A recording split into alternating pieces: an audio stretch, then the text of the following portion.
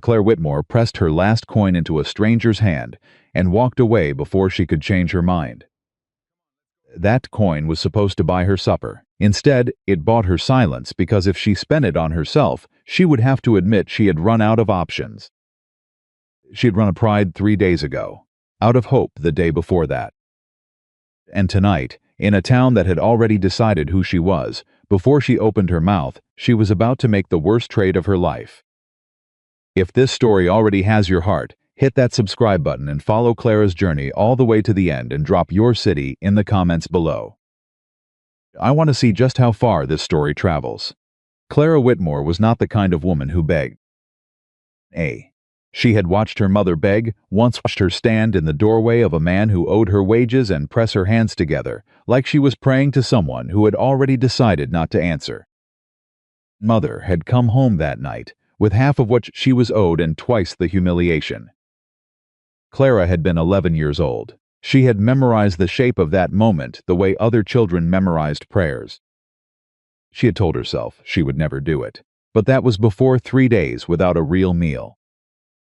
Before her boots split open along the left sole and every step across the dry Montana trail ground dust and gravel directly into her skin. Before she counted her remaining coins in the shadow of a pine tree and found exactly one.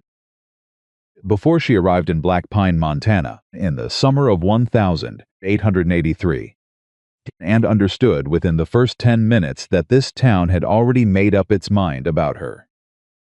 She had not even spoken yet when it started. She stepped off the trail and onto the main road, just as the afternoon heat settled over everything like a wool blanket pressed flat against the sky. The street was wide and sunbeaten, and crowded with the particular kind of noise that small towns produce: wagon wheels, the argument happening somewhere behind the feed store, a woman calling a name from a second-floor window. Clara walked straight. She kept her chin level.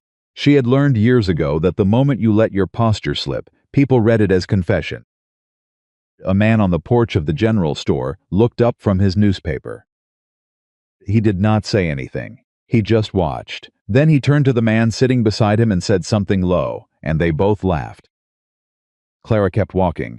The boarding house was at the far end of the road.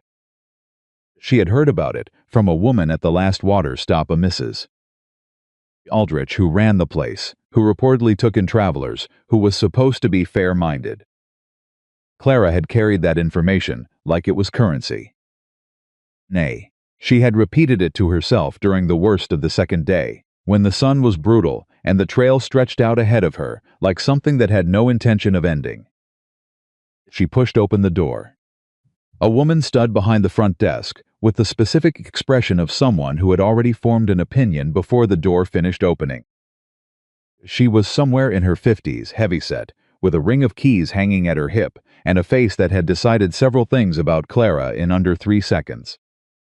"We're full," the woman said. Clara stopped. "I haven't asked for a room yet."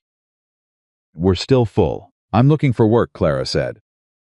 "Not charity. I can cook, I can clean, I can manage lawn mending, kitchen supplies. I worked 3 years in a household in Billings." The woman's eyes moved across Clara, slow, deliberate, the kind of look that was meant to be felt. "What brought you out here alone?" "Work," Clara said. "Where's your husband?" "I don't have one." "Family?" "No." The woman picked up a cloth from the counter and began wiping something that did not appear to need wiping. "Don't take on women traveling alone. Nothing personal. It's a policy." Clara looked at her for a long moment. "Is that a policy, or is that a decision you're making about me right now?"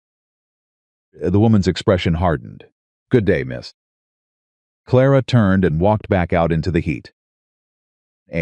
She stood on the porch for a moment with her hand pressed flat against the post, not because she needed it for balance, but because she needed something solid to press against, while she decided what her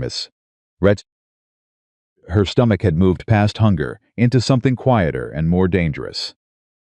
Kind of empty that stops making noise. She tried the restaurant next. The man who ran it young, that round-faced, nervous, in the way that people who rely on other people's opinions tend to be listened to, her offer, looked past her shoulder to see who was watching, and then told her he was sorry, but he didn't need help right now. She tried the seamstress. The seamstress looked at her hands, then at her face, then said the same thing in different words. 18a. She tried the livery stable because she was running out of options, and because stable work was hard, and dirty and sometimes hard dirty work. Was the kind that nobody else wanted badly enough to turn down. The man who ran it was older, with the permanently squinted eyes of someone who spent most of his life outdoors. He actually seemed to consider it for a moment. Then a man passing on the street called out, "Chester, you know who that woman is?" The older man looked up. Something shifted in his face. "Can't help you," he said, and turned away. Clara stood in the middle of the road. She did not know what story was traveling ahead of her. She did not know what version of herself this town had already received, or from where, or through whose mouth. She only knew that it was moving faster than she was, and that it was not the truth. She spent her last coin on a heel of bread from a boy selling out of a basket near the water trough. She handed it over without making eye contact and moved quickly away like proximity to her was a risk he didn't want to take. Nay, she ate it standing up because there was nowhere to sit that was not someone's property, and she had learned not to sit on other people's property without permission in towns that were already suspicious of her.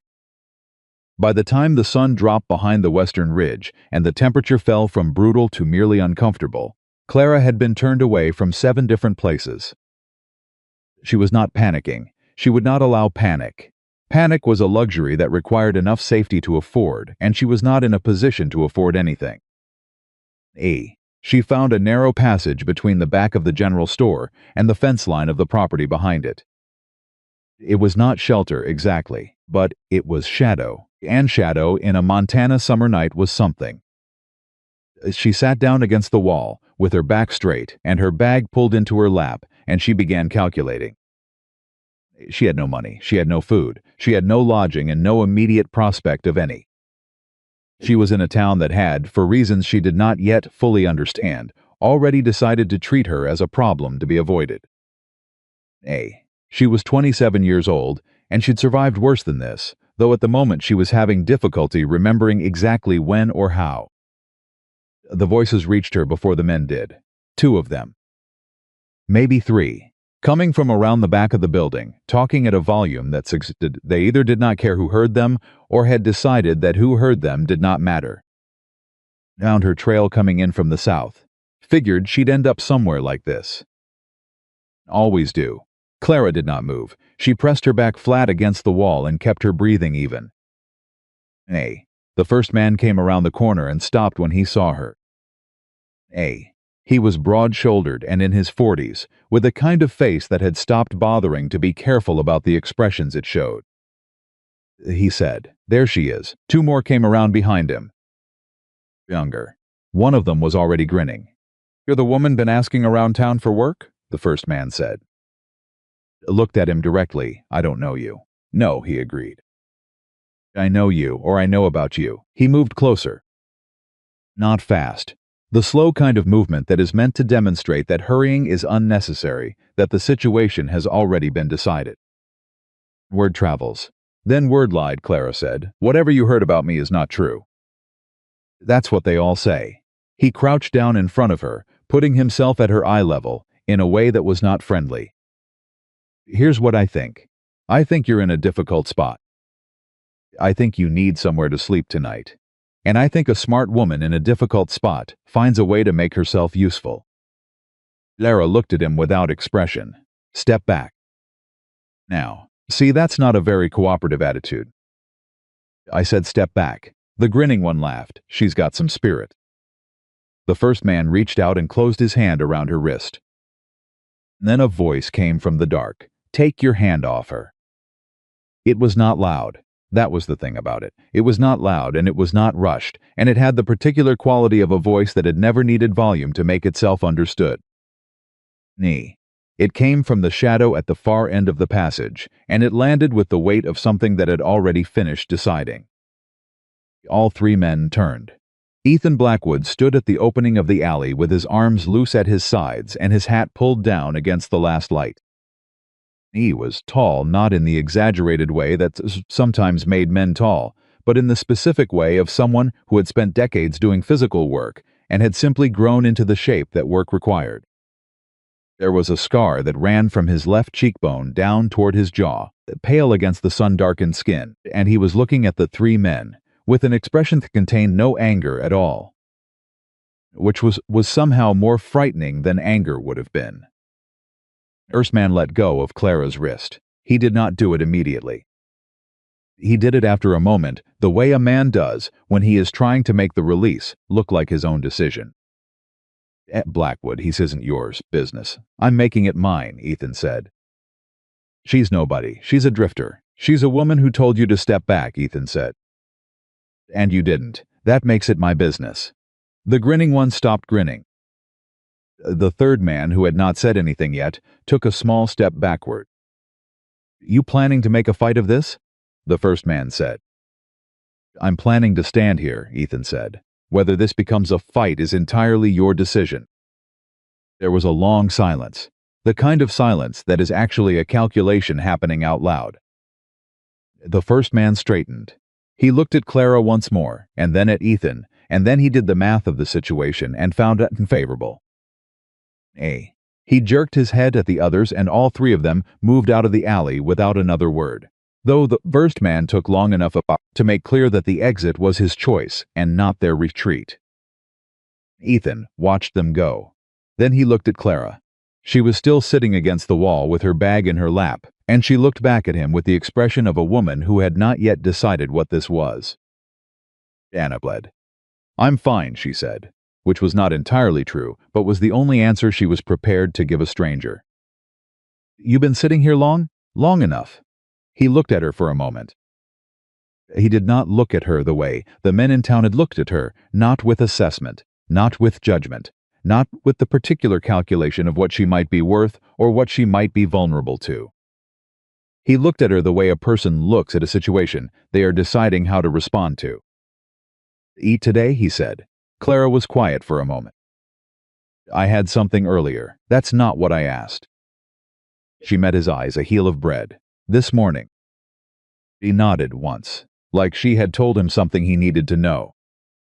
He turned slightly and looked back toward the main road, then back at her. I've got a ranch 4 miles up the North Trail, he said. There's food. There's a room with a lock on the door.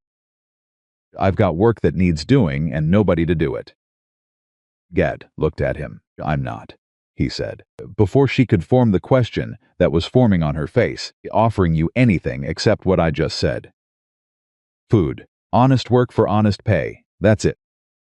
Nothing else. You don't know me, Clara said. No, he agreed. You don't know anything about me. I know you didn't beg, he said. And I know you didn't run when those men came around the corner. I know you've been turned away from half this town today, and you're still sitting here with your back straight. He paused. That's enough. Clara was quiet for a long time. She looked down at the bag in her lap. She thought about her mother in that doorway, hands pressed together. She thought about every decision she had made in the last 3 months that had brought her to this alley in this town, in this particular difficulty. She thought about pride and what it had cost her, and then she thought about what the alternative was if she said no to this stranger with the scar and the quiet voice. If you're lying to me is about what this is, she said, I will walk off your property in the middle of the night, and I will not look back. That's your right, Ethan said, and I want wages. Real wages, not room and board as payment. Room and board in addition to wages. Something shifted in his expression. It was not quite a smile. It was the look of a man encountering something unexpected and finding, against his own prediction, that he did not mind it. Agreed, he said. Clara stood up. She picked up her bag and settled the strap across her shoulder and looked at him. I'm Clara Whitmore, she said. Ethan Blackwood, he said. He did not offer his hand, which she noted. Instead, he turned toward the road and waited, giving her the space to decide whether she was walking beside him or not. She walked beside him. The main road was quieter now, the shops shuttered against the evening, a few lanterns beginning to appear in windows. They passed the boarding house. Clara looked at it without slowing down. Through the front window she could see Mrs. Aldrich moving around in the light, straightening something on the counter. And Clara felt something harden in her chest that had nothing to do with anger, and everything to do with the decision to stop expecting certain people to be better than they had demonstrated themselves to be. A man coming out of the saloons stopped on the porch when he saw them. He stared. "Blackwood," he called out, "you gone soft bringing that woman out to your place?" Ethan did not stop walking. He did not turn his head. He said nothing at all, which appeared to be its own kind of answer, because the man on the porch fell silent. "Oh," Clara said quietly. "Does this town have something against you specifically, or just against anyone you associate with?" "He most likely is." "What did you do?" "Nothing," he said, which is usually enough. She considered that. "You've been living alone up there 2 years. By choice?" He glanced at her sideways, just briefly, more or less. Nay, they left the town behind them. The trail north was wide enough for 2 people to walk without crowding each other, and the evening air was cooling into something that no longer pressed down. Clara's feet hurt. The split sole of her left boot was folding inward with each step, and she was resolutely not thinking about it. "What kind of work?" she said. "Ranch work," Ethan said. "Kitchen. Supply management. I've got 6 horses and a cattle operation that's been mismanaged since my hand left in April. Records need straightening. The main house has gotten out of order." "What happened to your hand?" "He got a better offer." He thought so. A pause. I didn't argue. Clara looked up at the trail ahead of them, climbing gently into the dark hills. "And you decided to hire someone you found in an alley." "I decided to hire someone who knows how to hold her ground," Ethan said. Alley was incidental. She almost said something to that. She stopped herself, and they walked the rest of the way in silence that was not exactly comfortable, but was not hostile either. Anyway, it was the silence of 2 people who did not yet know each other well enough to fill the gaps, and were both apparently willing to let the gaps exist. Ranch came into view as they crested the final rise, a main house and 2 outbuildings and a barn, with the mountain behind it, and a creek somewhere audible in the dark below the west pasture. It was not elaborate, it was solid and functional, and spoke of someone who had built things to last rather than to impress. Ethan pushed open the main door and lit a lamp. The front room was large and plainly furnished, with a stone fireplace and a work table that had papers stacked at one end, in a way that suggested someone had started organizing them and then abandoned the effort. A rifle hung on the wall, a worn coat on a hook by the door. "Kitchen's through there," he said. "There's bread and salt pork, and I think some beans from this morning. Help yourself. Your room is the second door on the left. There's a bolt on the inside." He looked at her steadily. "You bolt it if you want. That's not an insult, it's just a fact." Clara looked around the room. She looked at the papers on the table, and the rifle on the wall, and the worn coat on the hook, all of which told her something about the man who lived here, though she had not yet sorted out exactly what. "Why are you doing this?" she said, not the aggressive version of the question. Real version. Ethan set the lamp on the table. He was quiet for a moment, looking at the flame rather than at her. "Those men in the alley," he said finally. "I know their type. Know what they see when they look at a woman alone who's got nowhere to go. And I know what they do when nobody stops them." He looked at her then, directly and without apology. "I stopped them tonight. The question after that was what happens next, and I didn't like the answer if the answer was nothing." I was quiet. "It's not charity," he said. "I meant what I said about wages and work. This place needs managing, and I'm not built for managing it." "What are you built for?" she said. He considered the question with the kind of seriousness that suggested he did not take questions lightly. "Horses," he said, "fences. Things that don't require a great deal of conversation." Almost smiled. "But almost." "I'll look at the books tomorrow," she said, "after I understand the operation." "All right," he said, "and I want to talk to you about the supply situation. If you've been without a house manager since April, there are almost certainly shortages I'll need to address." "All right," he said again. And I'll need to know the horse names. This time something definitely shifted in his expression. Not quite a smile, but something in that general direction. I'll introduce you tomorrow. Clara picked up her bag. She looked at him. Once more, this large, quiet man, with the scar and the steady eyes, who had walked into a dark alley for a woman he did not know and offered her honesty without dressing it up as anything else. Thank you, she said. I don't say that easily. I know, Ethan said, though he could not have known. It simply seemed to be true. She went to her room, bolted the door. She sat on the edge of the bed in the dark for a long time, listening to the sounds of the ranch settling around her, the horses in the barn, the creek below the west pasture, the wind moving across the mountain above. She was not safe yet. She understood that. A stranger's goodwill was not the same as safety, and tomorrow would bring its own complications. And there was still the matter of why Black Pine had turned against her before she could speak. Meant that whatever story was traveling ahead of her had not stopped moving and would catch up to her again eventually. She was inside. She had food she had not had to beg for.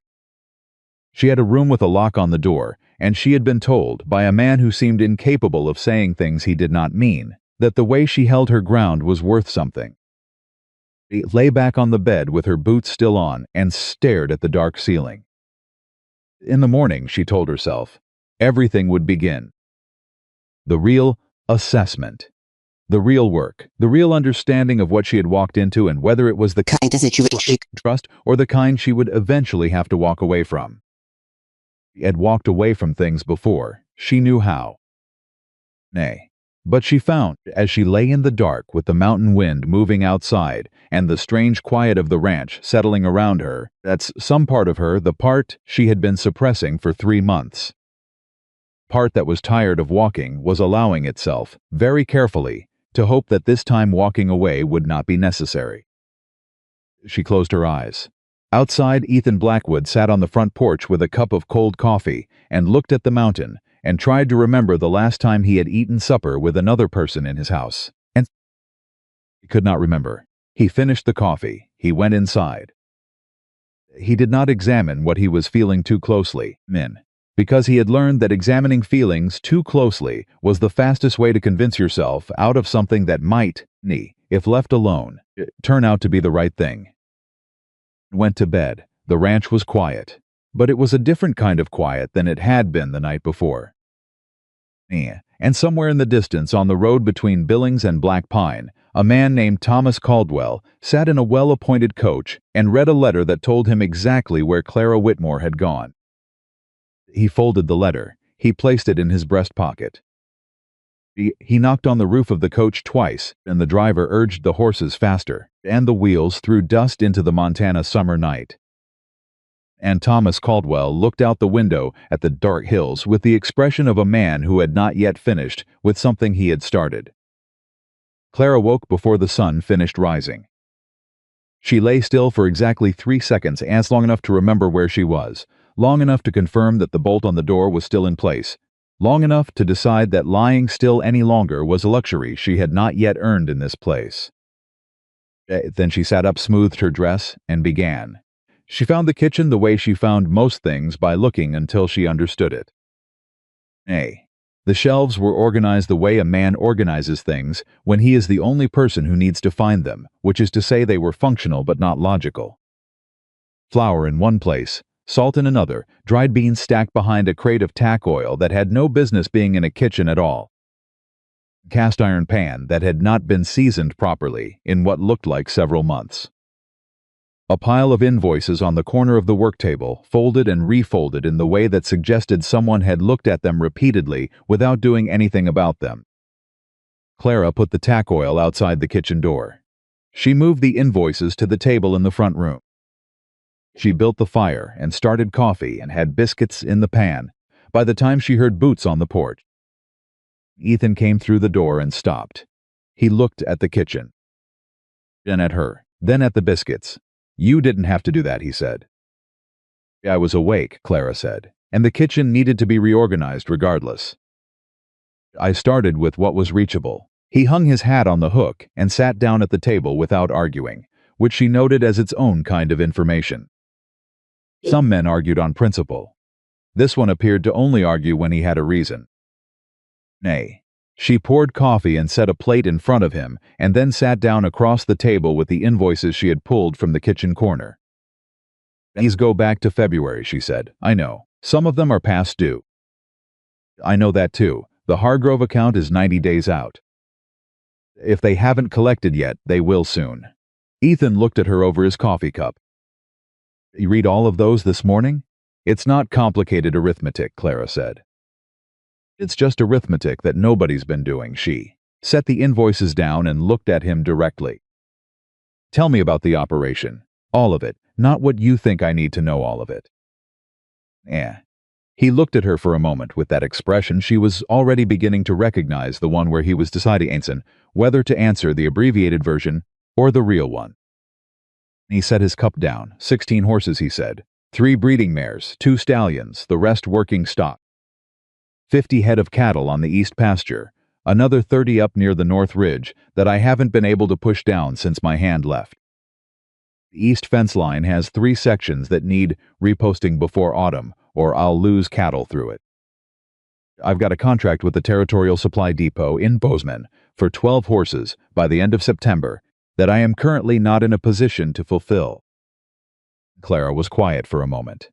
Why not? Because breaking and training 12 horses for military contract requires at least one other person who knows what they're doing, Ethan said, and I've been doing it alone since April. Why haven't you hired someone? He was quiet. Ethan.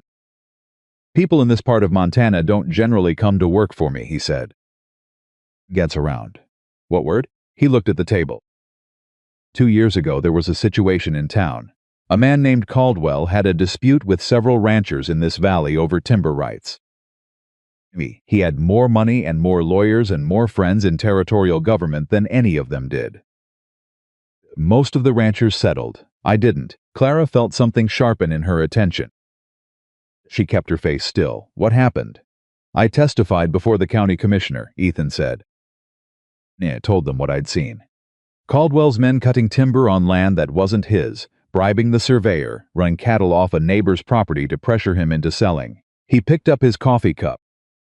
Oldwell didn't win that particular fight, but he doesn't forget. And the people in town? Some of them work for him. Some of them are afraid of him. Some of them just don't want the trouble that comes with being associated with someone he's decided to make an example of. Ethan shrugged, the smallest possible version of a shrug. So they don't send their boys out here to work. They don't do business with me if they can avoid it. They're not exactly hostile, they're just absent. Clara looked at him. She thought about the man on the saloon porch last night, calling out that question. She thought about the particular texture of how the town had looked at Ethan when they walked through, not with dislike exactly. With distance. And Caldwell, she said carefully. Is he still in this area? He's got a timber operation about 30 miles east, Ethan said. Expanded since the commissioner's hearing. Bought up 3 more parcels. Something moved across his face briefly. No, one of them belonged to a man named Patterson, who didn't want to sell. Patterson had an accident about 6 months after Caldwell started making offers. What kind of accident? The kind that convinces a man to sell. The kitchen was very quiet. I see, Clara said. She looked down at the invoices in front of her. She thought about what it meant that this man, this particular man with this particular history, had walked into an alley and pulled her out of it. She thought about whether that changed anything about her own situation or simply added a new layer to it. Then she set those thoughts aside, because there was work to do, and she had not survived 3 months on the road by allowing complications to stop her forward motion. Horses, she said. He looked at her. Now? You said you need 12 trained by September. I need to understand what you're working with. He was quiet for a moment with something in his expression that she could not yet read, something that was not quite surprise, but was in that neighborhood.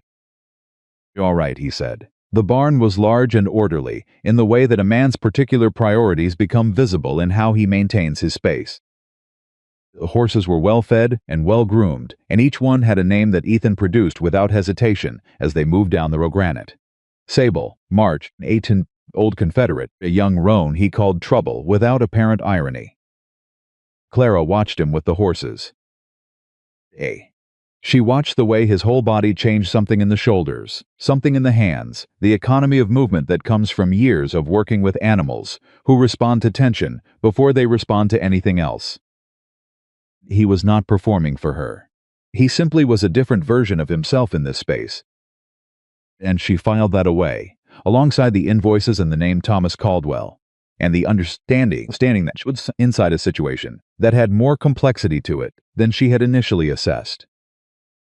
"How many of these are ready for the contract work?" she said. "Mix are ready now," Ethan said. 3 more could be ready in 4 weeks with consistent work. The other 3. He paused at a stall near the end of the row. Inside, a dark gray horse stood with its ears pinned back, watching them with an eye that had suspicion layered over suspicion. The other 3 are going to require more than I've been able to give them working alone." "What happened to this one?" Clara said, looking at the gray. "Previous owner used the wrong methods," Ethan said. "I bought him 8 months ago. He's not dangerous, he's just convinced everything is going to hurt him." Clara looked at the horse. The horse looked back at her with that flat, defended expression. "No, the feeling," she said. Ethan glanced at her. She did not look back, which she suspected he noted. They went back to the main house, and Clara spent the rest of the morning with the books. The operation was not in ruins. It was in the condition of a well-managed ranch being managed by one person doing the work of 3. Records were mostly complete, just delayed. The contracts were solid. The supply situation was genuinely concerning but not unrecoverable. She made a list, then she made a second list of what the first list was going to require. Midday she had an outline. By early afternoon she had a plan. When Ethan came in from the pasture, she laid it out for him across the front room table. He read through it without speaking.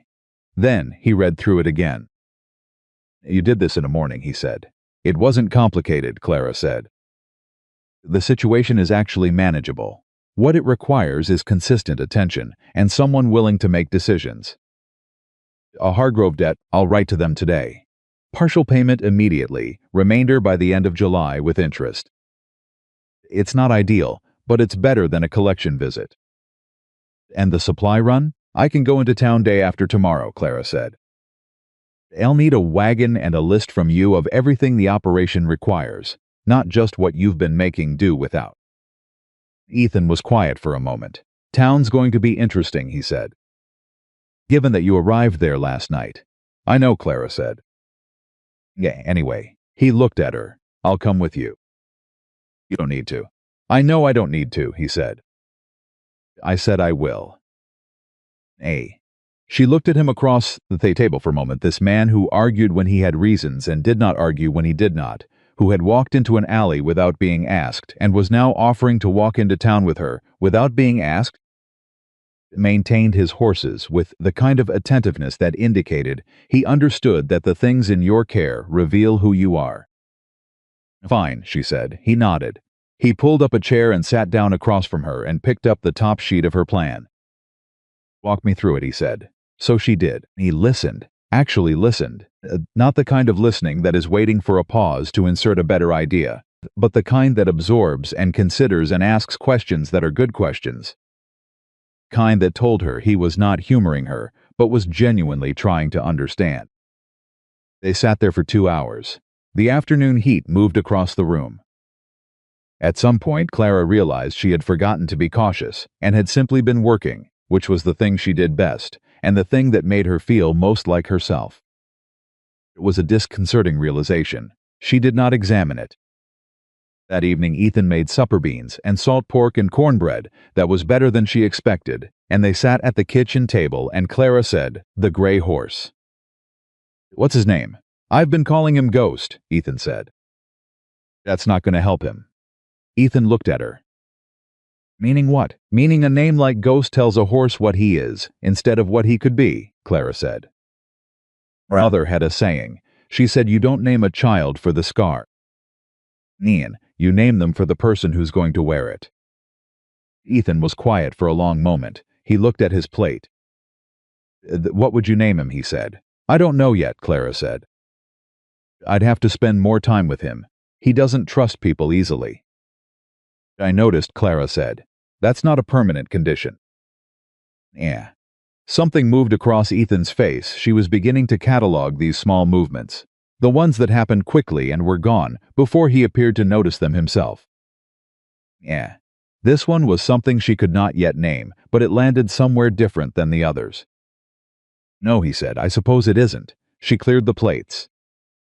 He sat at the table with his coffee and pulled out the contract paperwork from Bozeman, and they worked for another hour, in a silence that had, sometime in the course of the day, become comfortable. Not familiar, not yet, but comfortable. The kind of quiet that two people settle into when they have agreed, without discussing it, that the other person's presence is not a burden. Clara went to bed that night, with the bolt on the door and the plan organized in her head, and the name Thomas Caldwell filed in a part of it that she did not open all the way, because opening it all the way required her to think about things she was not ready to think about yet. She was ready the next morning.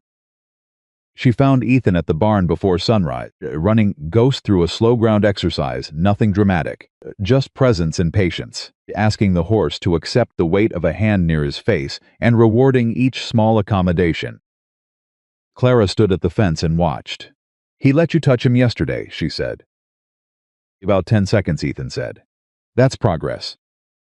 "It's a start," he said, which was different. They both understood how. She spent the morning reorganizing the supply shed, and the afternoon writing letters to Hargrove, to the Bozeman Depot, a former contact in Billings who owed her a professional favor and might be able to send a temporary hand for the September contract work. She wrote the letters in a clear, direct hand and did not soften anything that did not need to be softened. It was while she was finishing the third letter that she heard the wagon. She heard it before she saw anything the sound of wheels on the North Trail, which was not the road into town, which meant it was not a casual visitor. Ethan heard it too. She could tell by the way his voice stopped mid-sentence from somewhere outside the barn. A pause, then his boots on the porch. "You," Clara said from the doorway. "No," Ethan said. The wagon came around the tree line, and it was not a wagon, it was a proper coach, the expensive kind with a driver up top and curtained windows. And it rolled to a stop in the yard, with the particular ease of something accustomed to commanding space. The door opened. The man who stepped down was in his mid-40s, well-dressed in the way that announced money rather than taste, with the kind of face that was accustomed to being looked at deferentially. He was not large, but he carried himself as though the space around him already understood his importance. He looked at the ranch, with the expression of a man checking on a property rather than visiting someone's home. Then he looked at Clara, and something happened in his face so fast, she would have missed it if she had not been watching carefully, something that was not surprise because it was not uncontrolled enough for surprise. It was more like the expression of a man updating a calculation. "Miss Whitmore," he said. The world went very quiet. Clara did not move. She did not let anything change in her face or her posture or the position of her hands. "Mr. Caldwell," she said. Ethan turned his head and looked at her. She felt the weight of that look, but did not meet it yet. Thomas Caldwell smiled.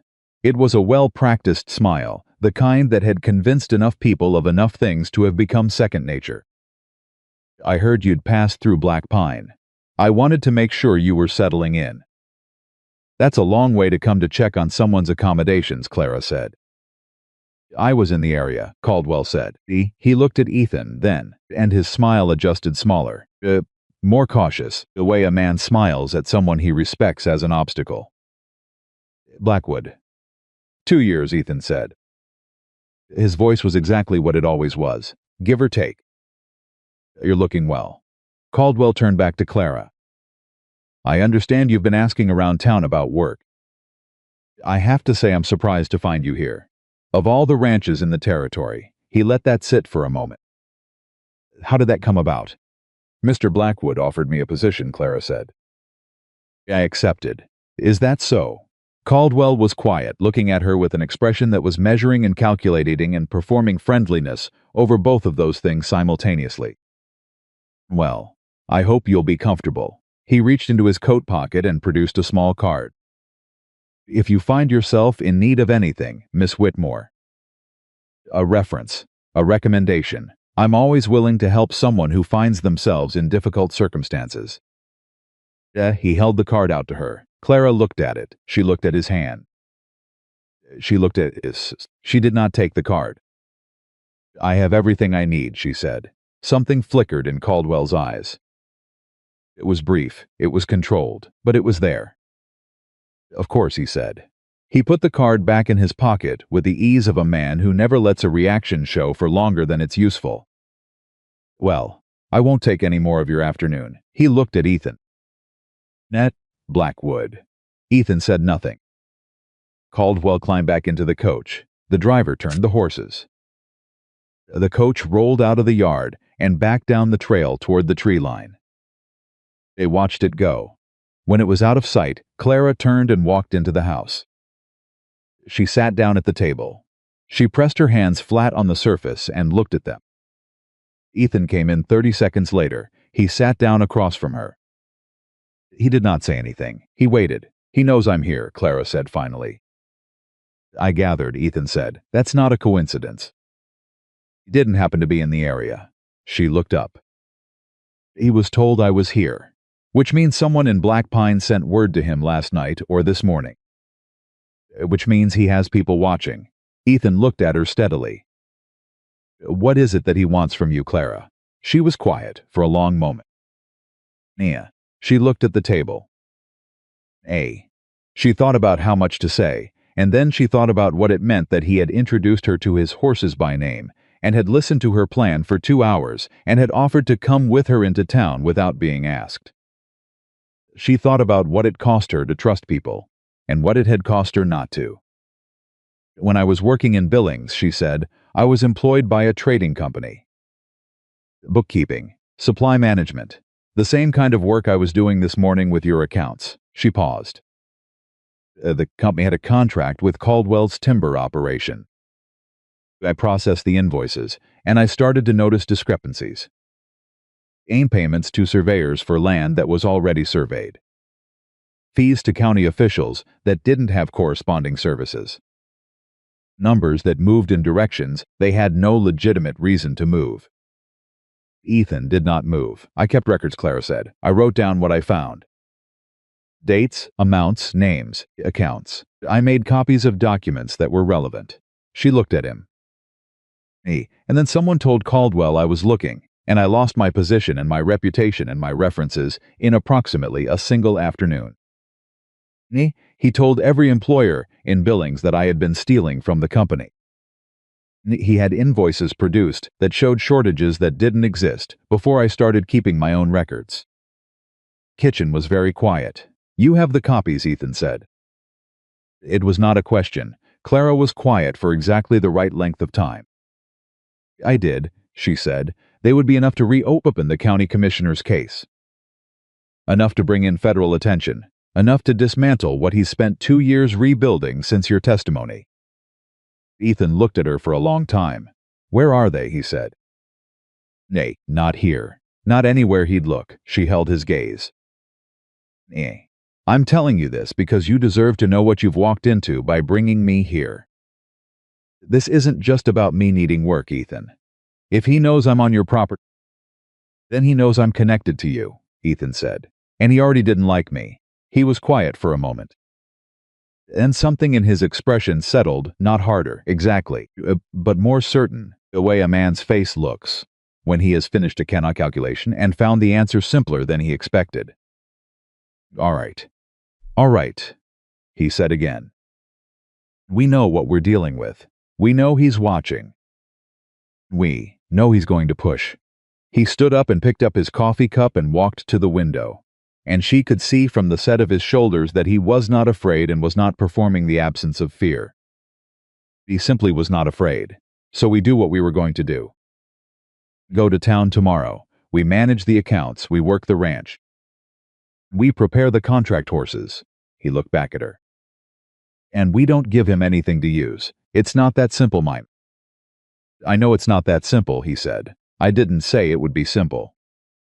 I said that's what we do. Clara looked at him. She thought about the gray horse in the barn, convincing himself that everything was going to hurt him. She thought about what it meant to be shown, carefully and without drama, that not everything did. He has reach in this county, she said. The sheriff is not... No, Ethan said, and there are men he can send.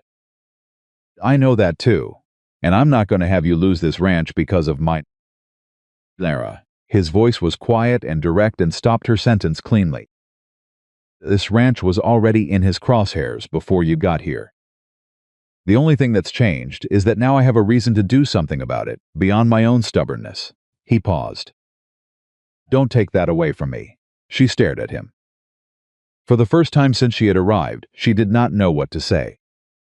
In her experience, men who said things like that were either lying or wanted something. She looked at this man, really looked at him, the way she had been careful not to look at him since they met, the way she looked at things she was not sure yet were safe, and she could not find the lie or the want. There was only the quiet, difficult truth of a person who meant exactly what they said. All right, she said finally. The word felt different in her mouth than it did in his. He nodded. He finished his coffee. He put the cup on the counter and went back outside to the horses. Clara sat at the table alone in the kitchen for a long time. Then she picked up her pen and finished the letter to her contact in Billings. She did not mention Caldwell. She did not mention the documents. She simply asked for a reliable hand who could be trusted, offered fair wages, and signed her name. She folded the letter and pressed it with the edge of her thumb, and told herself that what she was feeling was simply the relief of having told the truth to someone and having it received without the world falling apart. She told herself that was all it was. She almost believed it. Outside, one of the horses made a low, questioning sound, and she heard Ethan answer it. Not in words, exactly, but in the way you answer something that is asking whether you are still there. A sound that said, yes, I'm here, you're all right. Clara pressed the letter flat on the table. She thought about Thomas Caldwell sitting in his coach on the road back to his timber operation, updating his calculations, deciding what move came next. She thought about the documents she had described as being somewhere safe, and the particular definition that she had settled on when she made that choice, and what it would mean for Caldwell if he understood what she actually held. She thought about Ethan Blackwood saying, I have a reason to do something about it beyond my own stubbornness, and the specific quality of a man who did not say things he did not mean. Next move was Caldwell's. She knew that. He would not come directly. That was not how men like him operated. He would send something first. A message, a representative. A rumor. Something that arrived before he did, something designed to isolate or pressure or frighten, the way he had operated in Billings and in this valley before that. She had survived the first version of his pressure in Billings by running. She was not going to run this time. She did not know yet exactly what not running would look like, or what it would cost, or whether the man working with his horses in the barn outside had any idea what he had agreed to when he said all right across a kitchen table on the second morning she had ever spent in his house. But she knew this. She had the documents. She had survived 3 months and several hundred miles to get to a place where she might actually be able to use them. And she had, against every reasonable expectation, found herself in a house where the man who lived in it had told her that the way she held her ground was worth something. She was not going to waste that. She picked up her pen again and started a new letter. This one was not to Billings. This one was addressed to a federal land office in the territorial capital, and it was careful and precise and stated certain facts in certain language that would be recognized by anyone who knew what to look for. She did not send it. She was not ready to send it yet. But she wrote it. She folded it. She held it for a moment. And then she placed it inside the cover of the account ledger she had been working in, pressed between the edges like something that had been growing quietly in the dark, waiting for the right moment to matter. The trip into Black Pine the following morning started before full light. Clara was already on the wagon bench when Ethan came out of the barn, and he looked at her sitting there with the reins loose in her lap and the supply list folded in her coat pocket, and he did not say anything about the hour or ask whether she had slept. He climbed up beside her and took the reins, and they rolled down the north trail toward town, with the mountain still in shadow behind them, and the valley beginning to show its first color ahead. They had not discussed what had happened with Caldwell the evening before. Not because there was nothing to discuss, but because they had both apparently arrived at the same conclusion overnight that discussing it further would not change what it was, and what it was required action rather than conversation. Yeah, Clara had the supply list memorized before they reached the main road. Mercantile first, she said, then the feed store. And I want to speak to the man who runs the post, the one you said is reliable. Harris, Ethan said, he's reliable. Good, I have 3 letters to send. Ethan looked at the road ahead. The federal letter? She had not told him the letter to the Territorial Land Office existed. She had only mentioned the others. She looked at him sideways. You looked at the ledger, she said. I looked at the accounts in the ledger, he said. I wasn't looking for anything else, but it was there. He paused. I didn't read it. Clara was quiet for a moment. It's not ready to send yet, she said. It needs one more piece before it has enough weight to force a formal response. What piece? A witness, she said. Someone in this county who saw Caldwell's men on land they had no right to be on. Someone whose name carries enough credibility that a territorial official can't dismiss it. Ethan did not respond immediately. The wagon rolled on. Opened up around them, the sound of the trail, the early birds, the creak of the wheels on dry summer ground. Testified 2 years ago, he said. I know, Clara said. And they dismissed it. 1 rancher against a timber baron with 3 lawyers. She looked at him. I need more than one voice. There are other ranchers in this valley who saw what I saw, Ethan said. Most of them settled. That doesn't mean they forgot. They talk? He was quiet for a long time, long enough that she began to think he was not going to answer. Maybe, he said. If they believed it would actually go somewhere this time. If they believed there was something solid behind it. There is, Clara said. That's what the documents are. That's what I've been carrying for 3 months. It's solid, Ethan. It's enough. I just need the testimony to make it impossible to set aside. He turned that over in silence. She let him. Black pine came into view at the end of the main road, and even from a distance Clara could see the particular way a small town looks when it is already watching for something. 2 men on the porch of the saloon who had no reason to be there at 7 in the morning. A woman who came to the window of the boarding house and then stepped back. Ethan noticed it too. She could tell by the way his hands adjusted on the reins, not tightening, just becoming more deliberate. Word got back to them, Clara said. Word always gets back to them, Ethan said. They pulled up in front of the mercantile. The owner, a man named Pryor. In an anxious-looking and permanently positioned, just slightly behind whoever had the most power in any given room, came to the door and looked at them with an expression that was trying to be neutral and was not quite succeeding. Blackwood, he said. Then with more uncertainty, ma'am. Good morning, Clara said, and climbed down from the wagon before Ethan had finished setting the brake. She walked into the mercantile with the list in her hand and the particular posture of someone who had decided that how she was received was other people's problem. She heard Pryor follow her in, heard him say something low to Ethan, heard Ethan's reply, which was apparently brief enough that Pryor did not try to extend the conversation. Clara worked through the list efficiently. When Pryor was slow with an item, she asked for it directly. When he tried to tell her something was out of stock, she asked when it would be in and made a note. She did not apologize for taking up space. She did not lower her voice.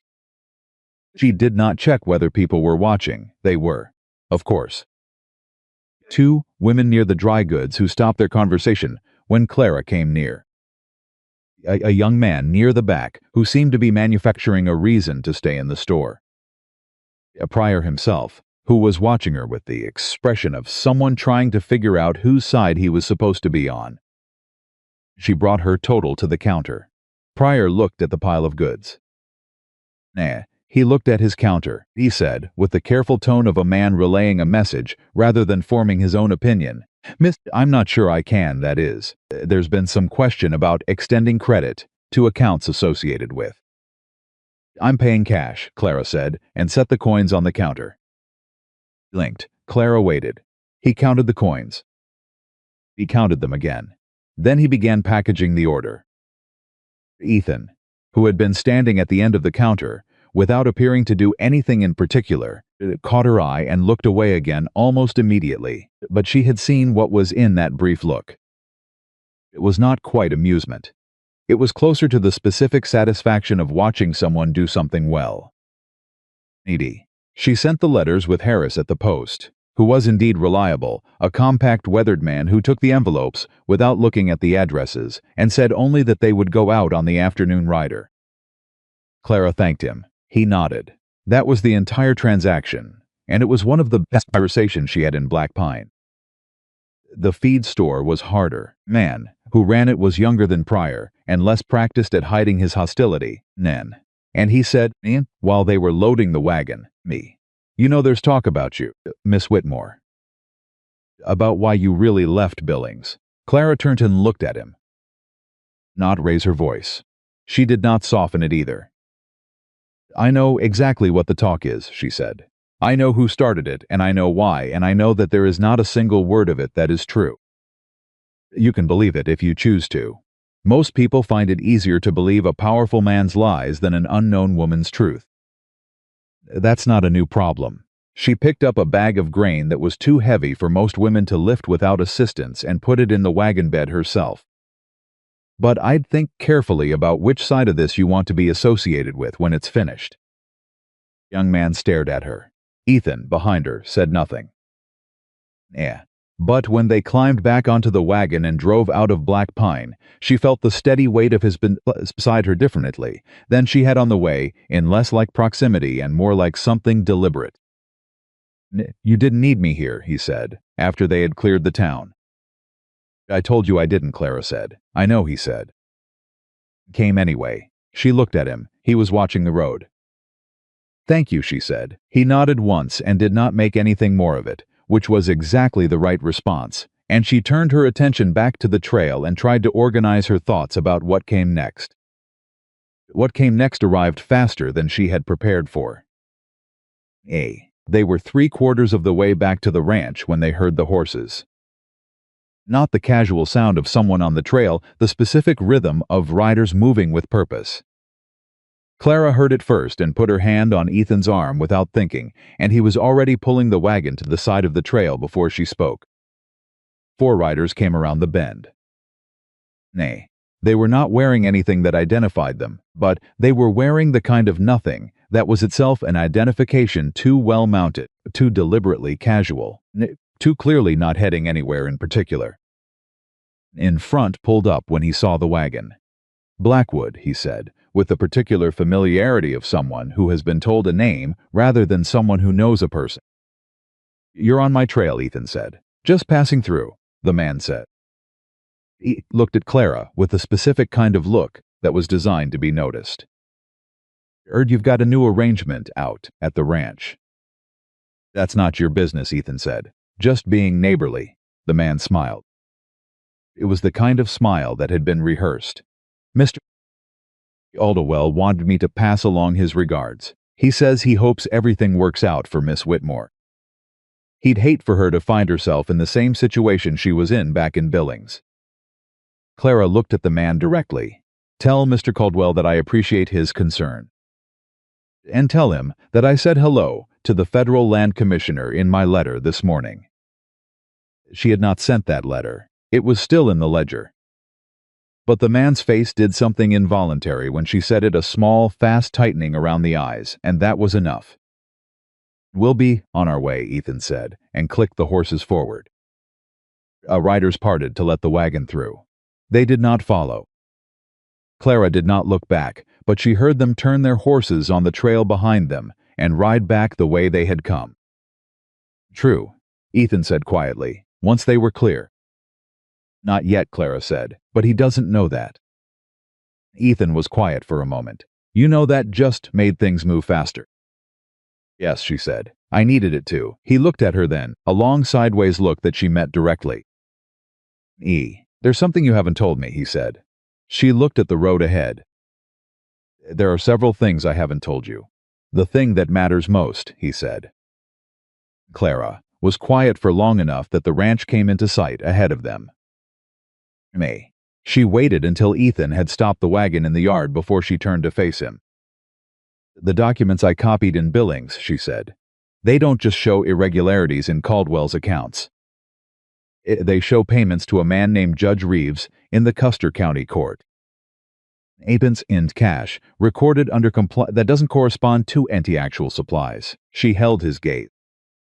Judge Reeves is the man who dismissed your testimony 2 years ago. Ethan went very still. There's more, Clara said. There are records showing that 3 parcels of land in this valley, including Patterson's,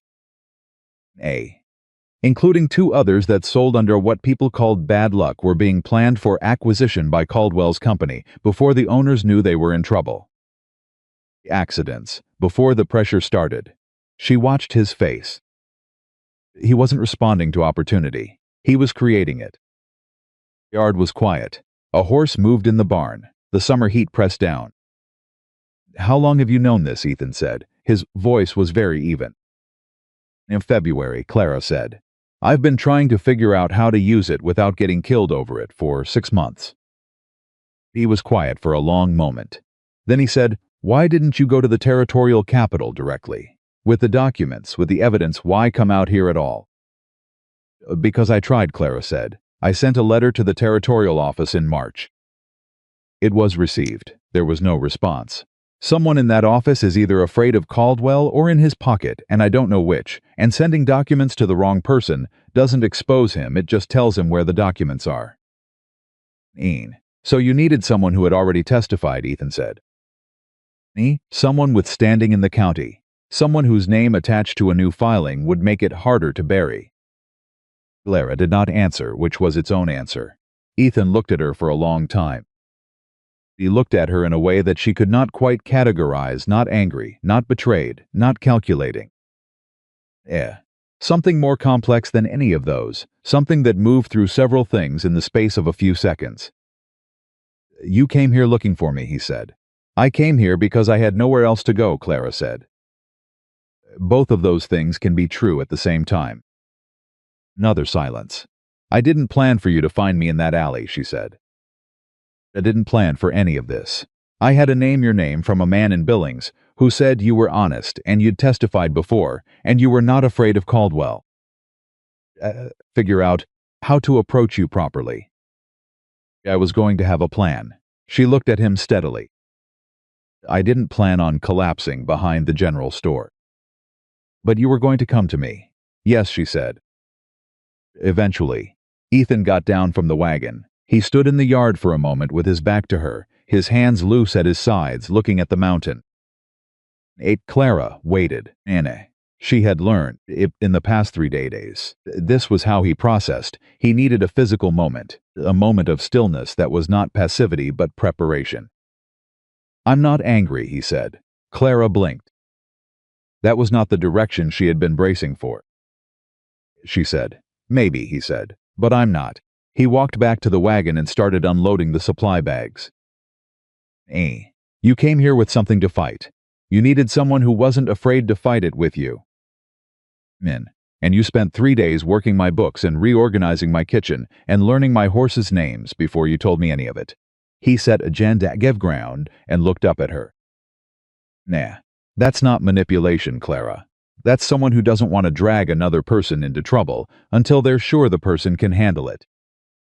She opened her mouth. I can handle it, he said. She closed her mouth. Now get down from the wagon, he said, and help me unload these supplies. We have work to do, and I need to think about who in this valley I can get to sit down with us for a conversation about what happened 2 years ago. Climbed down from the wagon. She picked up a supply bag. She said quietly.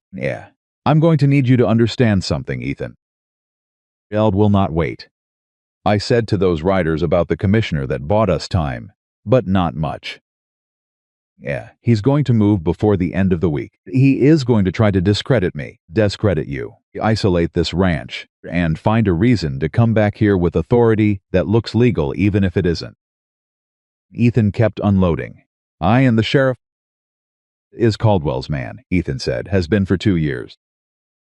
I know. Then you know that when Caldwell moves, there's nobody in this county who's going to help us. Nobody official, Ethan said. He straightened and looked at her. Ransom Patterson is still in the valley. His father took the accident, not him. He never signed the sale. Legally, that land is still in dispute. He paused. There are 3 other ranchers east of here who never testified because nobody asked them to. Because they thought they were the only one. Clara stared at him. You know all of this. I've been out here for 2 years, he said. I didn't stop paying attention just because I stopped talking. Something shifted in Clara's chest, an adjustment, a recalibration, the specific sensation of understanding that a person is not what you initially measured them to be. Not because you were wrong exactly, because there was more. Need to move fast, she said. Tonight, Ethan said. I'll ride to Patterson first, then east to the Delaney brothers. Me. You stay here and make sure those documents are somewhere better than a ledger. Clara nodded. She was already calculating. I need to send the federal letter tonight, too.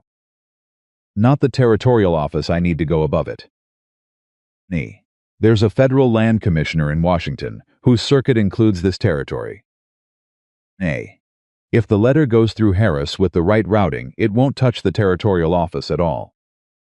Can you write it tonight? I already wrote it, she said. I wrote it 3 days ago. I've been waiting to know whether it was worth sending. Ethan looked at her for a moment. And now? Now I know it is, she said. Nodded. He picked up the last of the supply bags and carried them toward the barn. Anne. Claire watched his back for a moment, this man who was not what she had measured him to be, this man who had spent 2 years paying attention to a valley that had decided to ignore him. This man who had said, I have a reason to do something about it beyond my own stubbornness, and had meant it in a way that included, apparently, everything she had just told him. Then, she went into the house and took the federal letter from the ledger. She sat down and read it carefully. It was good. It was precise and documented and cited specific records in specific language. Nay, but there was something missing. She had written it before she had this conversation, before she knew what she now knew about Judge Reeves, and the section on judicial corruption was thin. She picked up her pen. She wrote for 2 hours. The afternoon heat moved across the room and the light shifted, and somewhere outside, she heard Ethan preparing his horse for the evening ride, heard him speaking quietly to the animal the way he did, low and unhurried. Claire wrote. She crossed out and rewrote. She added dates and amounts and names, and she was precise about every single one, because the only thing that mattered now was that every word in this letter was something she could prove. When she finished, she read it through twice. Then she folded it and sealed it, and wrote the routing address in a hand that was clear and deliberate. Ethan appeared in the doorway. I'm ready, he said. Acherson's place is an hour north. Delaney brothers are 2 hours east. I'll be back before midnight. Clara stood and handed him the letter. Give that to Harris. Tonight, not tomorrow. Tell him it needs the eastern routing. Ethan looked at the address. Something moved through his expression, recognition, maybe, of what she had managed to reach for in a single afternoon. This is going straight to Washington, he said. It has to, Clara said. The moment Caldwell finds out we're talking to the other ranchers, he'll move to suppress anything that goes through the territorial channel. Nan, if we can get this to the federal commissioner before he knows it exists. He won't be able to bury it, Ethan said. He'll try, Clara said. But there's a difference between trying to bury something that exists in one county and trying to bury something that's already in federal hands. Ethan looked at the letter for another moment. He folded it and put it in his coat pocket. He looked at her. You've been carrying all of this alone, he said. It was not a question, and it was not accusatory, and it was not pity. It was simply a statement of fact delivered in the tone of someone who understood what a fact like that cost. Clara did not know what to do with that. She looked at the table instead. "It locks tonight," Ethan said. "The rifle is on the left wall by the front room." "You know how to use one?" "Yes," she said. "Good." He paused at the doorway. "There's a loose board under the kitchen work table on the left side. A plank from the wall. It's where I keep things I don't want found." He looked at her steadily. "Put the documents there." Clara looked at him. "You never told anyone about that." "No," he said. "I didn't." He left. She heard his horse in the yard, and then the sound of hooves on the trail, and then nothing but the ranch settling around her in the summer dusk. She went to the kitchen. She found the board. She pressed it, and it lifted cleanly. And in the space beneath it, there was a small tin box she did not open. It was not hers, and room beside it. She went to her room. She took the documents from the folded cloth at the bottom of her bag, the copies she had carried across 3 months and 400 miles. Papers she had not let out of her physical possession since the night she left Billings, with nothing else worth taking. She held them for a moment. Then she carried them to the kitchen and placed them carefully in the space under the board. She pressed the plank back down and stood up. The house was quiet. Outside, the mountain held the last of the light. Somewhere in the west pasture, one of the horses was moving. And in the yard, at the edge of the tree line, a shadow that had been very still for the last hour began to move. And Clara did not see it. She was in the kitchen. But something in the air changed some quality of the summer dusk, shifted by a degree that was too small for thought, but not too small for instinct, and she stopped. She stood very still in the kitchen. Then she walked to the front room and took the rifle down from the wall.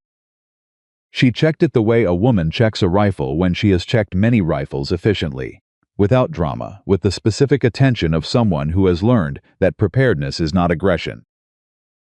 She went to the window.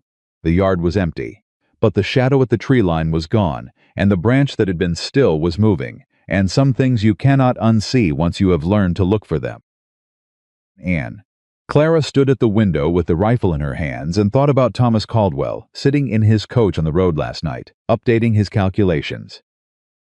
She thought about what he would do when he found out that Ethan had ridden north to Patterson's place and east to the Delaney brothers.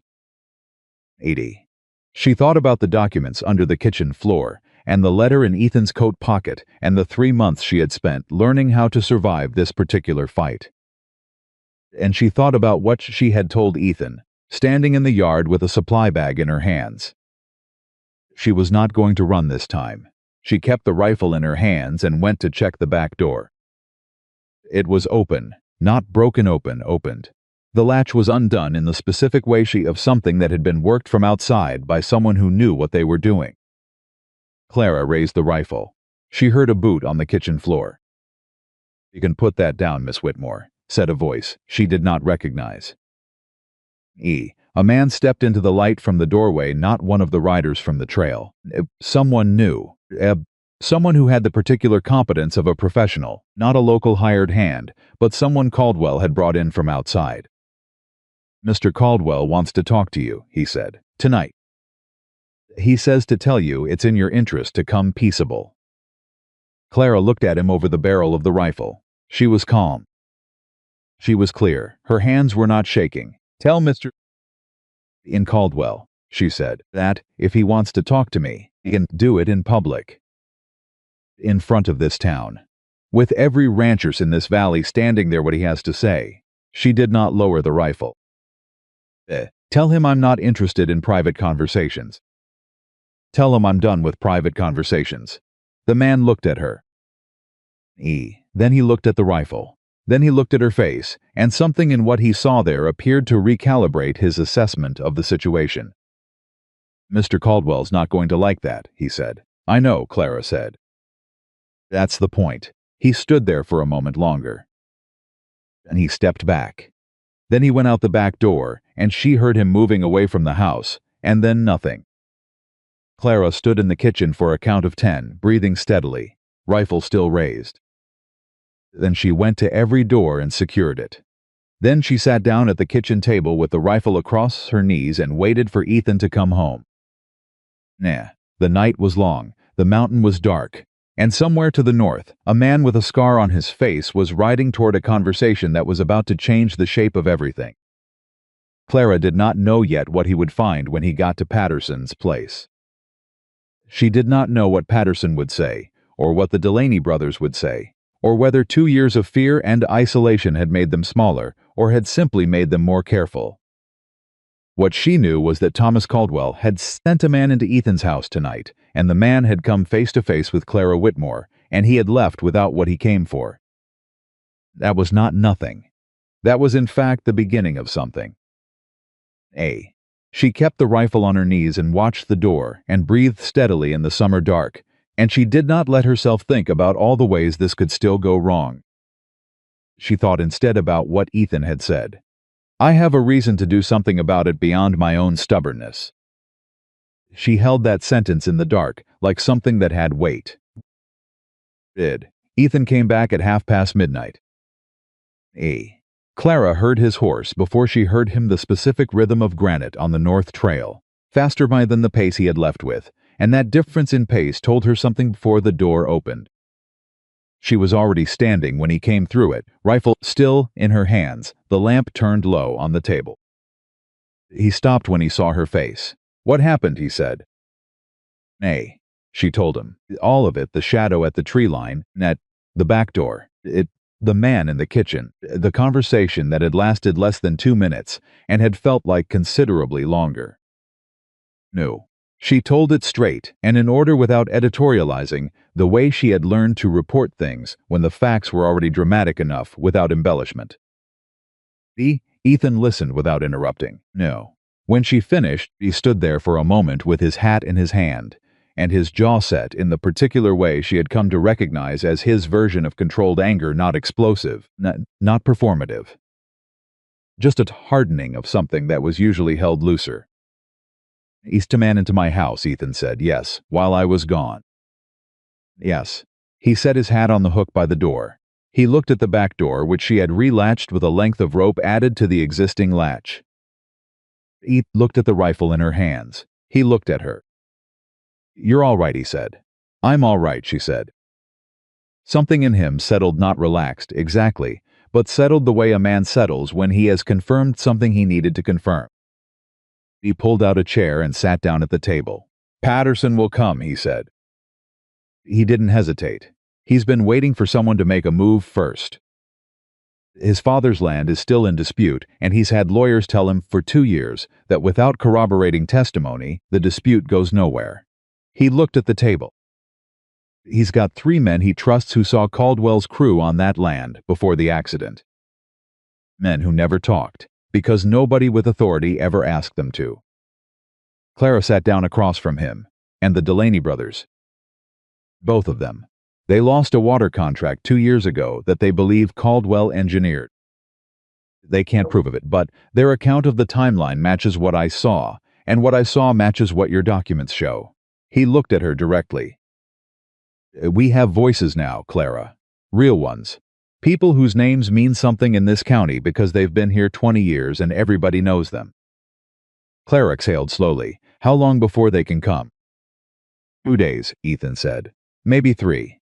Patterson's got to arrange for someone to watch his place while he's gone. He's not leaving it unattended after what happened to his father.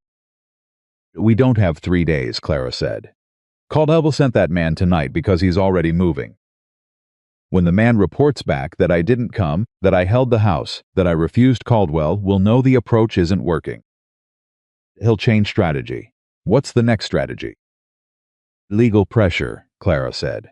He'll find a way to come at us with something that looks official. A warrant, a claim, an injunction, something that gives the sheriff a reason to come out here with authority. She met his eyes. Men. Something that gets me off this property before the ranchers arrive and before the federal letter reaches Washington. Ethan was quiet for a moment. How long does the federal letter take? 10 days to 2 weeks, Clara said, if the routing holds. So we need to survive 10 days. At minimum, he looked at the table. He was thinking she could see it happening, the slow, careful work of a man who did not move fast by instinct, but moved correctly. Then he said, the county commissioner's hearing. There's a regular session the first Thursday of every month. It's public record anyone in the county can bring a petition. The next session in 4 days, Ethan said. She held that. If we petitioned the commissioner directly, in open session, with Patterson and the Delaney's and the testimony and the documents. Caldwell can't bury it, Ethan said. Not if it's public record. Not if it happens in front of the entire town. He looked at her steadily. He's been working in private for 2 years, because private is how he operates. He buys judges. He pressures people. He sends men through back doors in the middle of the night. He has never had to stand up in public and answer for any of it. Clara thought about the man in the kitchen. She thought about the way Caldwell had smiled at her in the yard and held out his card and said I'd hate for her to find herself in the same situation. He'll try to stop us before we get there, she said. Yes, Ethan said. So we need to give him something else to think about for 4 days. They sat across from each other at the kitchen table, in the low lamplight, and they planned. They planned the way two people plan when they have each been carrying a problem alone for too long, and have finally found someone who can hold the other end not easily, not without argument, but honestly, with full knowledge of the obstacles and no patience for pretending. The obstacles were smaller than they were. Clara laid out the documents she would present. Ethan outlined the testimony structure. They talked through every objection. Caldwell's lawyers would raise and prepared answers to each one. They talked about who would speak first and in what order, and how to manage the moment when Caldwell himself would inevitably try to redirect. They talked until the lamp burned low, and the night outside began its slow return to morning. At some point Clara said, "You need to sleep. You've ridden 4 hours tonight." "So have you, in a manner of speaking," Ethan said. "I was sitting in a chair, with a rifle," he said. "Across your knees." He looked at her. That's not rest. She did not argue because he was right. She went to her room. She lay down and stared at the ceiling and thought about the commissioner's session on Thursday, and whether 4 days was enough and whether Caldwell would show his hand before then, or wait. She was asleep in under 10 minutes, which surprised her. She had expected her mind to keep running. Instead it simply stopped, the way a body stops when it has finally been given permission. Morning brought 2 things. The first was a note, delivered by a boy from town who left it on the porch rail and was gone before Clara came outside. It was brief and written in a clean, formal hand. "Miss Whitmore, I think you should know that certain individuals have been asking questions in town about the nature of your employment at the Blackwood Ranch. Questions of an inappropriate nature. You deserve to know this is happening." A friend read it twice. She folded it and kept it. The second was a rider, not one of Caldwell's men, but a woman. She came from the South Trail on a brown mare, and she was perhaps 60 years old and rode with the efficiency of someone who had been on horseback since before she could properly walk. She pulled up in the yard and looked at Clara with the steady assessment of someone who had decided something before she arrived and was now confirming it. "Whitmore," she said. "I am," Clara said. "I'm Mabel Delaney," the woman said. "James and Robert's mother. My boys told me they were coming here Thursday. I came today." Clara looked at her. "Why?" "Because my boys are good men, but they're going to need someone to tell them what to actually say when they get in front of that commissioner," Mabel said. "And because I've been watching Thomas Caldwell ruin people in this valley for 6 years, and I have considerably more to say about it than my sons do." She looked around the yard. "Also because word got to me last night about what happened in this house, and I wanted to look at the woman who held a rifle on one of Caldwell's professionals and told him to deliver a message." She paused.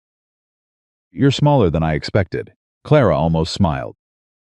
"I get that a lot." "Good," Mabel said. "Small is harder to see coming." She climbed down from her horse with the ease of someone who did not need assistance and did not expect any. "Put the mare somewhere she can water. I'll tell you what I know." "It'll take a while." It took 3 hours. Mabel Delaney sat at the kitchen table and spoke with the precision of a woman who had been waiting for the right listener for a very long time. She knew names Clara had not known. She knew dates that filled in gaps in the documentary record. She knew, specifically, about 2 additional payments to Judge Reeves that Clara had not found in the accounts payments made through a secondary business Caldwell, operated under a different name that Clara had not known to look for. Ethan sat at the end of the table and listened and did not interrupt once. When Mabel finished, she looked at both of them and said, "You have enough. You've had enough since February if someone had known how to put it together." She looked at Clara. "You put it together." "We put it together," Clara said. Mabel looked at Ethan, then back at Clara. Something in the old woman's expression adjusted a small private adjustment that she did not comment on. She said, "I'll have my boys there. I'll have 2 other families there who Caldwell wronged and who have never been asked to say so publicly." She stood. "What I need from you is that those documents are real. Every number on every page is provable. They're real," Clara said. "Then we go Thursday," Mabel said. "And God help Thomas Caldwell when we do." She left the way she came efficiently without ceremony, and the yard was quiet after her. Ethan looked at Clara. Clara looked at the table. "We have enough," she said. "We've had enough since February," Ethan said, with something quiet in his voice. "You just needed someone to stand next to you when you used it."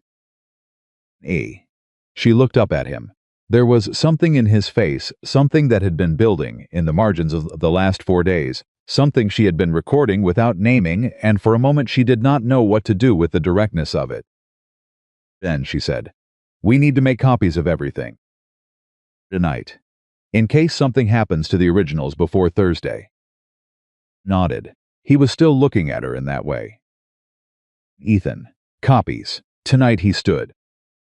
"I'll get more paper." They worked all afternoon. Organized the documents into sections, the financial records, the surveyor payments, the judicial bribery evidence, the land acquisition timeline, and wrote a clear index that would allow the commissioner to follow the argument without needing her to explain every step. Ethan made copies in a hand that was slow but legible, and did not complain about the slowness. At one point he said, without looking up from the page, "After this is over."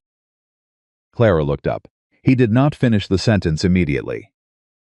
He kept writing. "After this is over," he said, "again, I'd like to ask you something."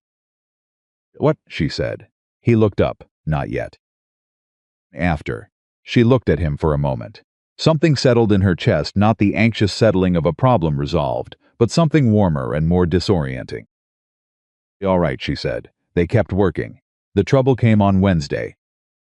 Clara had known it would come before Thursday. She had told Ethan as much, had built it into the plan, had tried to prepare for it.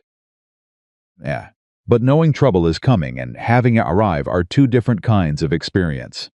And when the sheriff's wagon rolled into the yard at mid-morning with 2 deputies and a document in the sheriff's hand, she felt the specific cold clarity of a person entering the thing they have been bracing for. Sheriff Aldrin was a compact man in his 50s with small, careful eyes and the expression of someone who knew he was doing something uncomfortable and had decided that efficiency was the best way through it. He climbed down from the wagon and looked at Clara, and then at Ethan, who had come from the barn and was standing in the yard with the kind of stillness that was not passivity.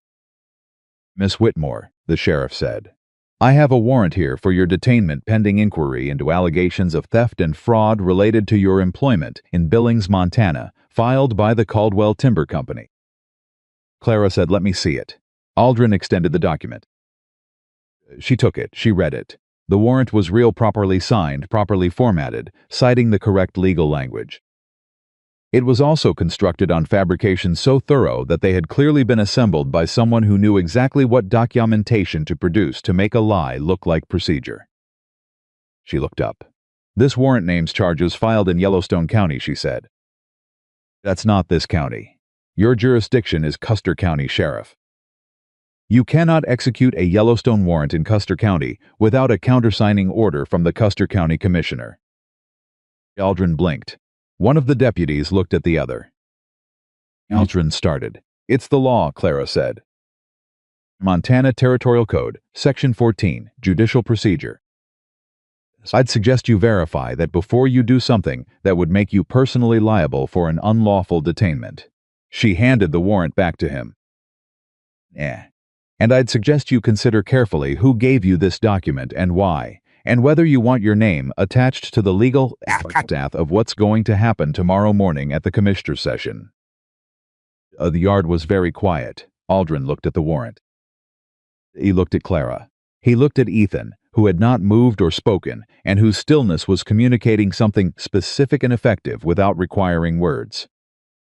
I'll need to verify the jurisdictional question, Aldrin said finally. I'd expect nothing less, Clara said. The sheriff got back in his wagon. Conferred with his deputies in a low voice for approximately 30 seconds. Then he drove out of the yard. Clara stood in the sun until the wagon was out of sight. Then she turned to Ethan. He'll be back, she said. With a countersigned warrant or something else. Tonight at the latest. Tonight we won't be here, Ethan said. She looked at him. Patterson's offered his place for the night, Ethan said. I was going to tell you. His ranch is outside the county seat jurisdiction, technically a different precinct. Any warrant Aldrin gets will need to be refiled for that location, and that takes at least 24 hours. He paused. And we leave this afternoon. Patterson. He wrote, the Delaney's, Mabel. All of us, we go over together tonight, and we arrive at the commissioner's session together tomorrow morning. Clara thought about it. She thought about the documents under the kitchen floor, the copies they had made, the federal letter already on its way east. The originals need to come with us, she said. Obviously. And if Caldwell gets to the commissioner before we arrive. Then we deal with that when it happens, Ethan said. We can't prevent every move he makes. We can only make sure we're there to counter them. She looked at him. You sound like you've done this before, she said. I've run horses into difficult situations before, he said. Ace. Same principle, you can't control the terrain. You can only control your pace and your direction. He almost smiled. This time she let herself. They reached Patterson's ranch before dark, and it was the first time in 4 days that Clara had been in a room with more than 2 people who were entirely on the same side of the problem. Patterson was younger than she expected, mid-30s, Tixer, quietly furious in the way of someone who had been holding a specific anger for 2 years without anywhere to put it. The Delaney brothers were large, practical men who shook Clara's hand with the kind of firmness that communicated respect rather than performance. Mabel presided over the kitchen with the authority of a woman who has spent decades being the most competent person in any given room and has stopped being modest about it.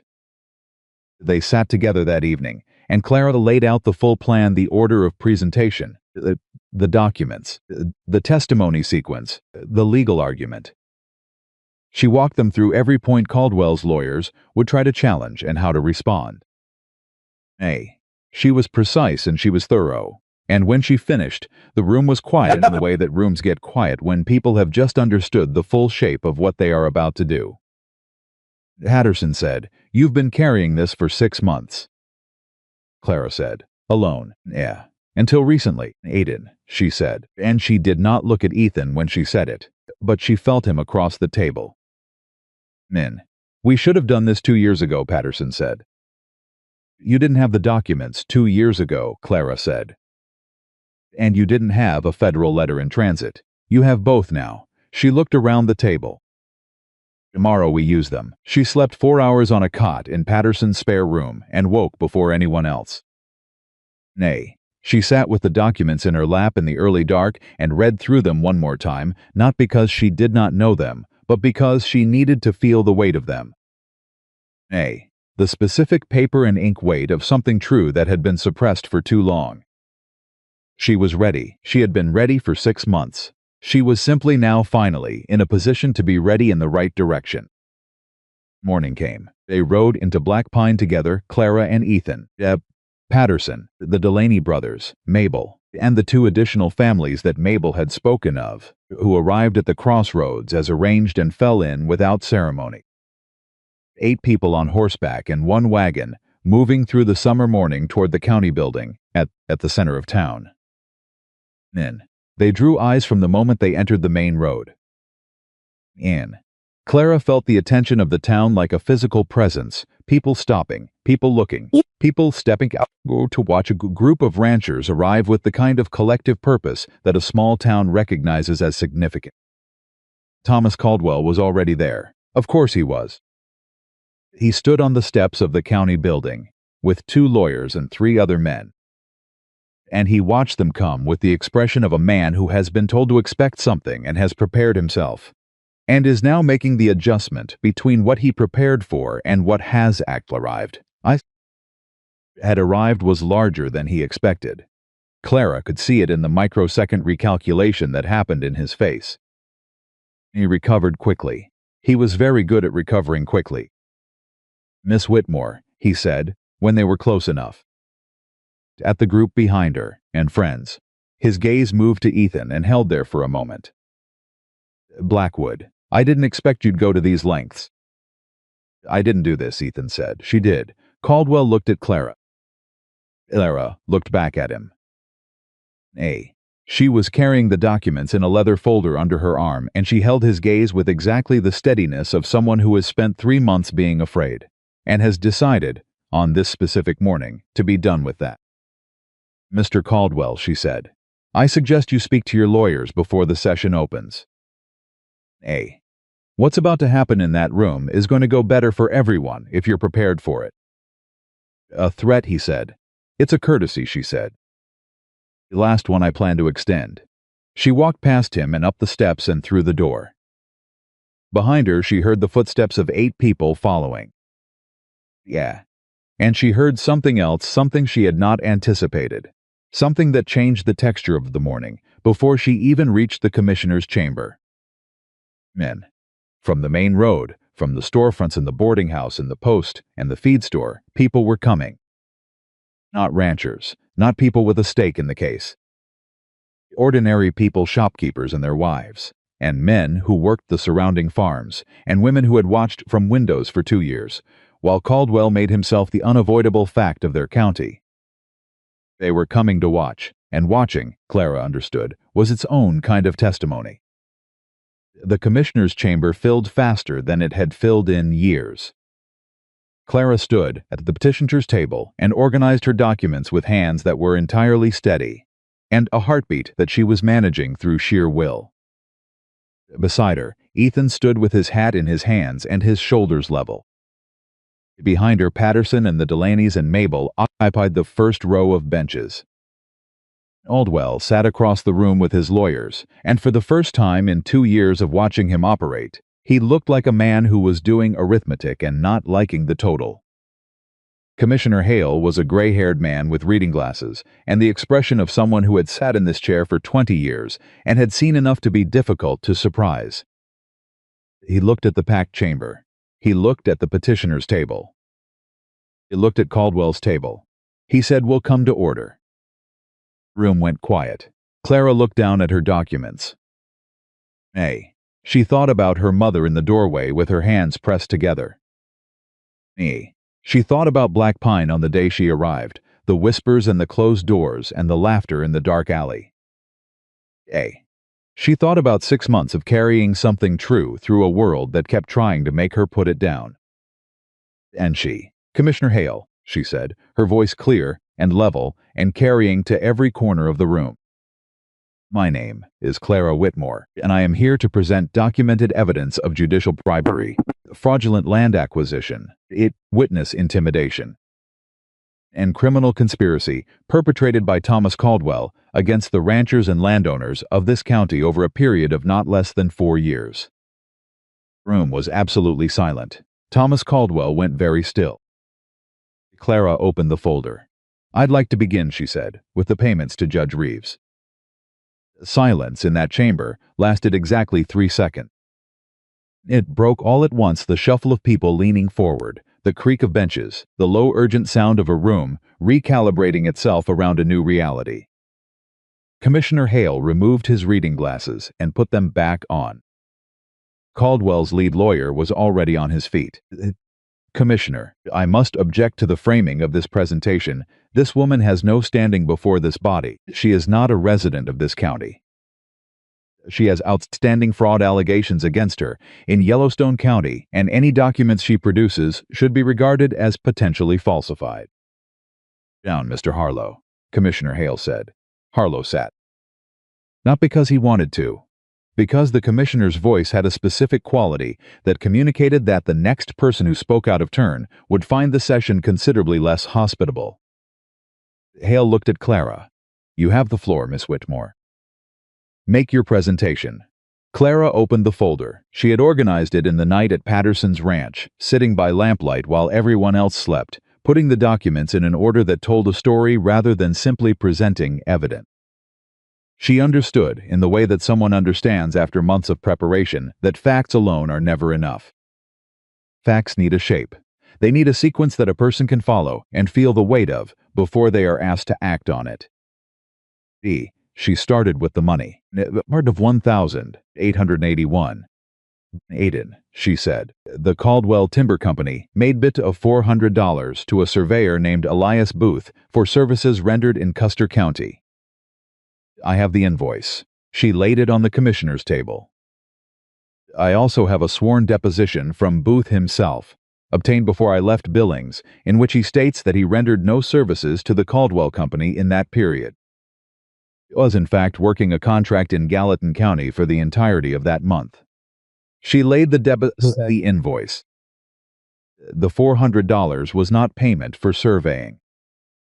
It was payment for a survey report that placed the boundary lines of the Patterson land parcel 200 yards east of their actual position, a report that was submitted to this court in the original land dispute hearing and accepted as evidence. The room was very still. Patterson, in the first row, made a sound that was not quite a word. Commissioner Hale looked at the invoice. He looked at the deposition. Looked at Clara, he said. She continued. She moved through the documents the way she had planned, not rushing, not pausing longer than necessary, keeping the thread tight and the logic visible. The surveyor payments, the judicial payments to Judge Reeves, laid out in a sequence that showed not one transaction but 7, as spread across 18 months, each one recorded under a supply account for the Caldwell Operations Secondary Company. The land acquisition timeline, 3 separate parcels, each one purchased under duress, each one preceded by the specific pattern of pressure that Caldwell had refined into a system. 5 minutes into her presentation, Caldwell's lawyer interrupted again. This time Hale let him speak, because the objection was technical and deserved an answer, and Clara gave it calmly, aiding, directly, notes the specific account records that made the objection irrelevant. Harlow sat back down. Mabel Delaney said from the first row, just that one sound, but it carried. Oldwell, across the room, was very still.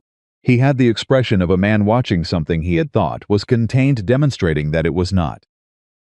His stillness was not calm. It was the stillness of someone managing a very large response very hard, keeping it internal because external was not an option yet. Clara came to Judge Reeves. The payments to Judge Reeves total $2,300 over 18 months, she said. I have copies of 7 transactions.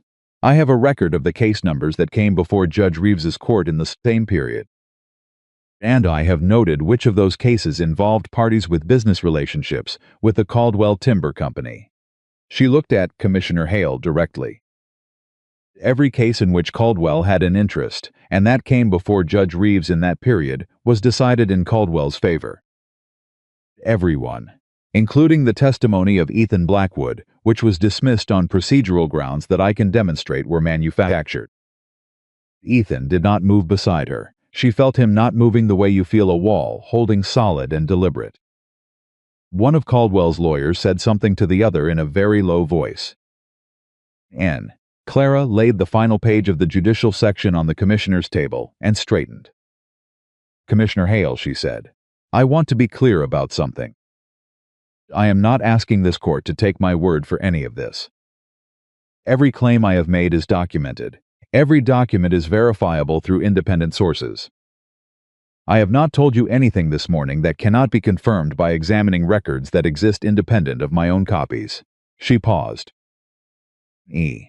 What I am asking is that you call for a formal federal review of the land decisions made in this county in the past 4 years, that you immediately suspend the outstanding Yellowstone warrant against me pending verification of its origins, and that you place the business operations of the Caldwell Timber Company in this county under administrative hold until that review is complete. Room exhaled not in relief, but in the collective understanding of what she had just asked for and what it meant. A. Caldwell moved. He had been still for 22 minutes, and now he moved, and the movement drew every eye in the room because it was controlled and deliberate, and preceded by a decision that Clara could see him making behind his eyes. He stood.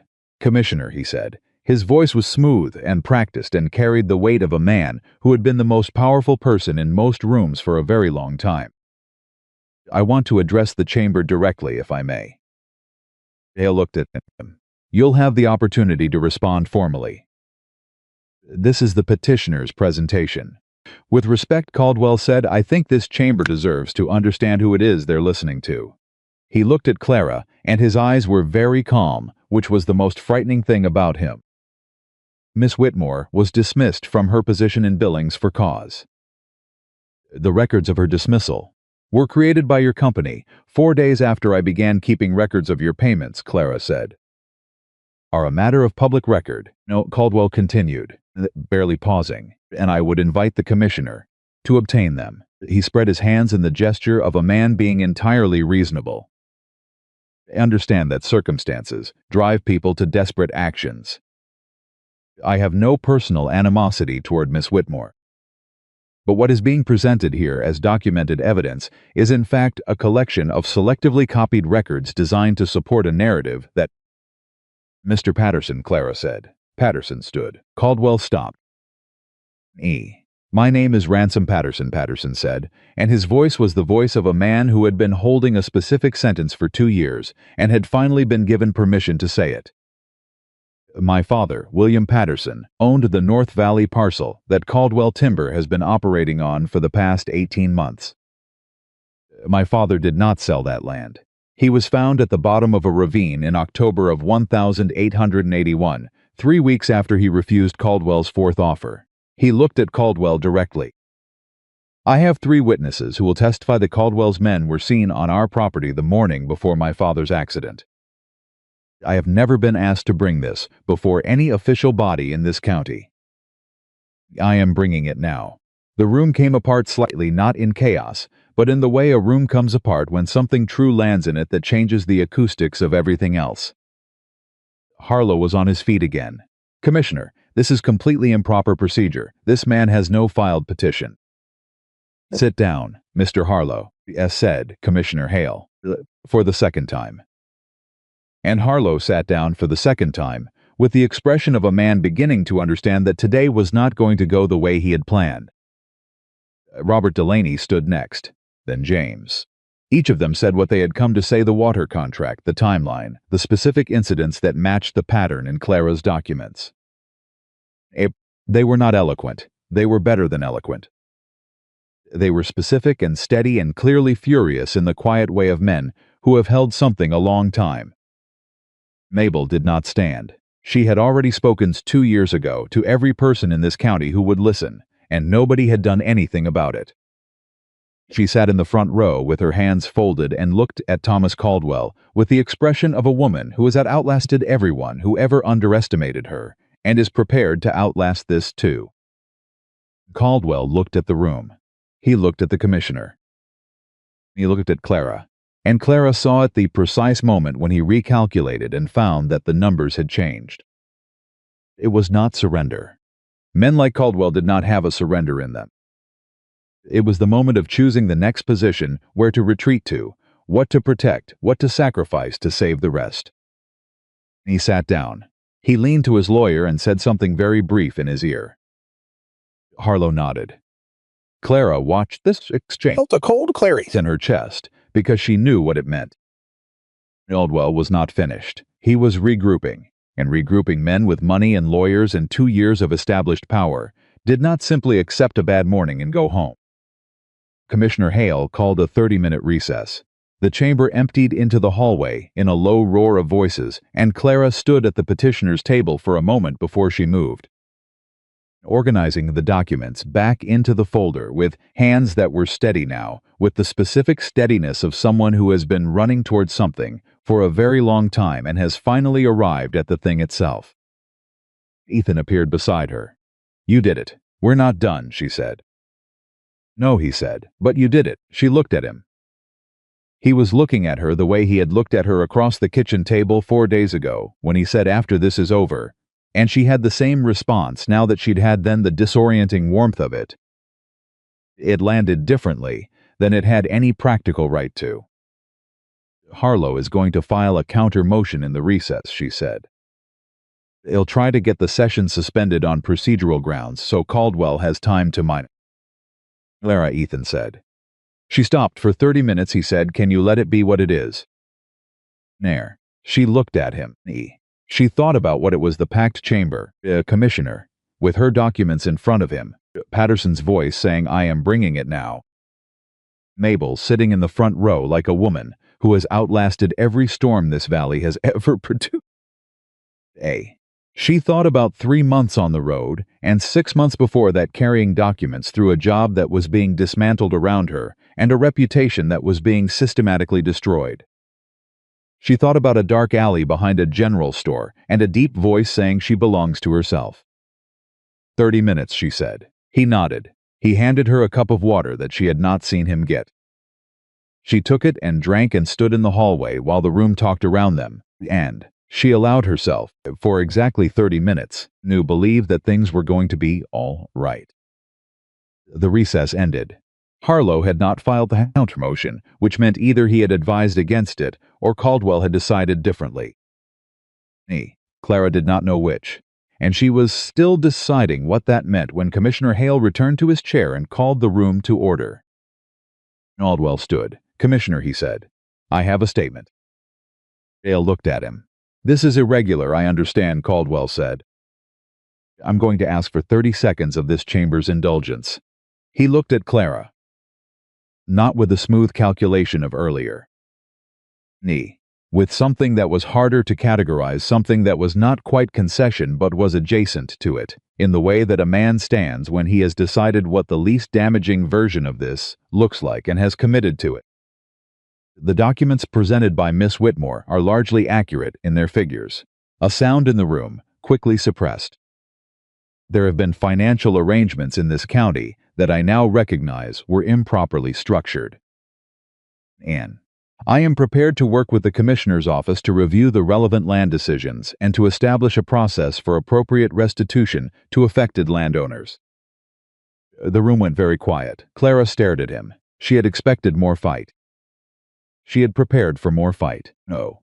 She had stayed up until 2 in the morning preparing for more fight, and here was Thomas Caldwell, in front of a packed chamber, and a commissioner, who now had her documents in front of him, making the calculation that controlled surrender was better than total exposure. He was still protecting something. She could feel it. Additionally, Caldwell said, and here his voice changed. Something tightened in it, controlled but visible. "I am withdrawing the Yellowstone County warrant against Miss Whitmore." The allegations that formed the basis of that warrant were, he paused.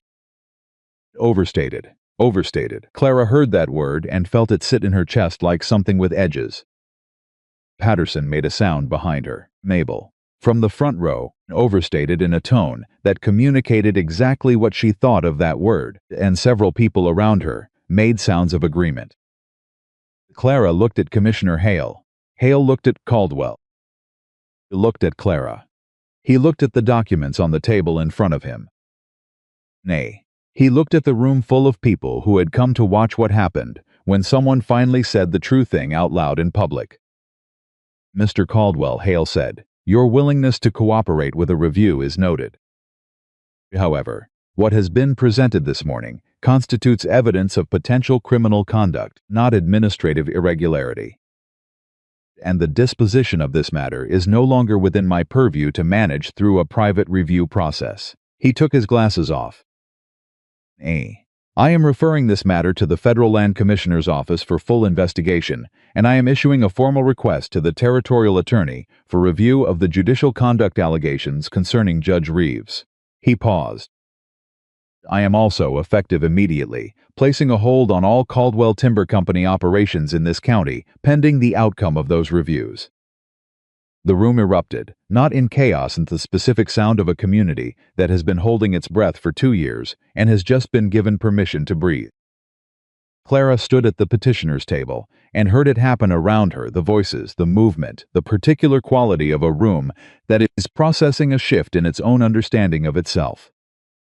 Aldwell sat down. His face was composed. It was always composed. What? Something behind it was different now. And the difference was this. He had walked into this room as the most powerful person in it, and he was leaving as something else. Harlow leaned close and said something. Caldwell listened without responding. Ethan put his hand on Clara's shoulder just briefly, just the weight of it for a moment, and then took it away. She turned and looked at Patterson, who was standing with his eyes bright and his jaw tight, the expression of a man who is not going to cry in public, but is working harder than usual to maintain that commitment. She looked at the Delaney brothers, who were shaking hands with each other with the relieved formality of men who had not allowed themselves to hope for very long and were now recalibrating. She looked at Mabel, who was looking directly at Clara, with an expression that communicated, without a single word, the ancient, something like, I knew it was you. Knew when I walked into that yard and saw you standing there. Commissioner Hale was speaking again, something procedural about the timeline for the federal referral, and Clara heard it, but was not precisely listening, because there was something still unresolved, something she could feel the edges of. The thing that Caldwell had been protecting when he made his controlled surrender. She looked at him across the room. He was watching her. Not with the calculation of earlier, with the specific attention of someone who has lost a battle and is already mapping the war. She did not look away. He looked away first. That, she told herself, would have to be enough for today. The chamber session closed. The room began to clear slowly in the way of people who do not want to stop being in the same space as something that has just happened. There were handshakes and voices, and at some point the Delaney brothers were embracing their mother in the hallway with the unself-conscious emotion of men who have been carrying something too heavy for too long. Stood in the doorway of the chamber with the leather folder her arm and watched it all happen and felt something she did not have an immediate word for, something that was not triumph. Exactly, and was not relief, and was not the simple satisfaction of a task completed. It was something more complex and more quiet than any of those things. It was the specific feeling of a person who has spent so long fighting to be believed that the moment of being believed does not land as joy, not right away, but as a kind of stunned stillness. The feeling of having braced for a wall for so long that when the wall comes down you stand in the gap and have to remember how to walk through open space. Ethan came and stood beside her. The commissioner wants your original documents held with the court, he said. The federal referral. I know, she said. That's fine. I have copies. In the kitchen floor. In the kitchen floor, she confirmed. He looked at her sideways with something that was almost humor and was also something else entirely. I'd like to move those to somewhere better. The tin box? She said. He looked forward again. Different box. She was quiet for a moment. Ethan, I said after. We're not there yet. She almost smiled. This time she let herself, though it was small and she kept it to herself. They rode back to the ranch that afternoon, not the careful urgent ride of the past 4 days, but something slower. Patterson rode with them as far as the North Trail cutoff and said, before he turned off, my father would have wanted to meet you, Miss Whitmore. He did not wait for a response. He tipped his hat and rode. Clara watched him go. She thought about William Patterson at the bottom of a ravine. She thought about the people Caldwell had damaged and the ones he had destroyed, and the specific calculus of a man who had decided that other people's lives were acceptable costs for his ambitions. She thought about Caldwell watching her across the chamber with that mapping the war expression. He's not finished, she said. No, Ethan said. The federal review will take months. Maybe longer. During that time, he'll have lawyers working every angle. Yes, Ethan said. And Judge Reeves will retain his position until the territorial attorney acts, which could be... Nor she stopped. I know all of that, he said.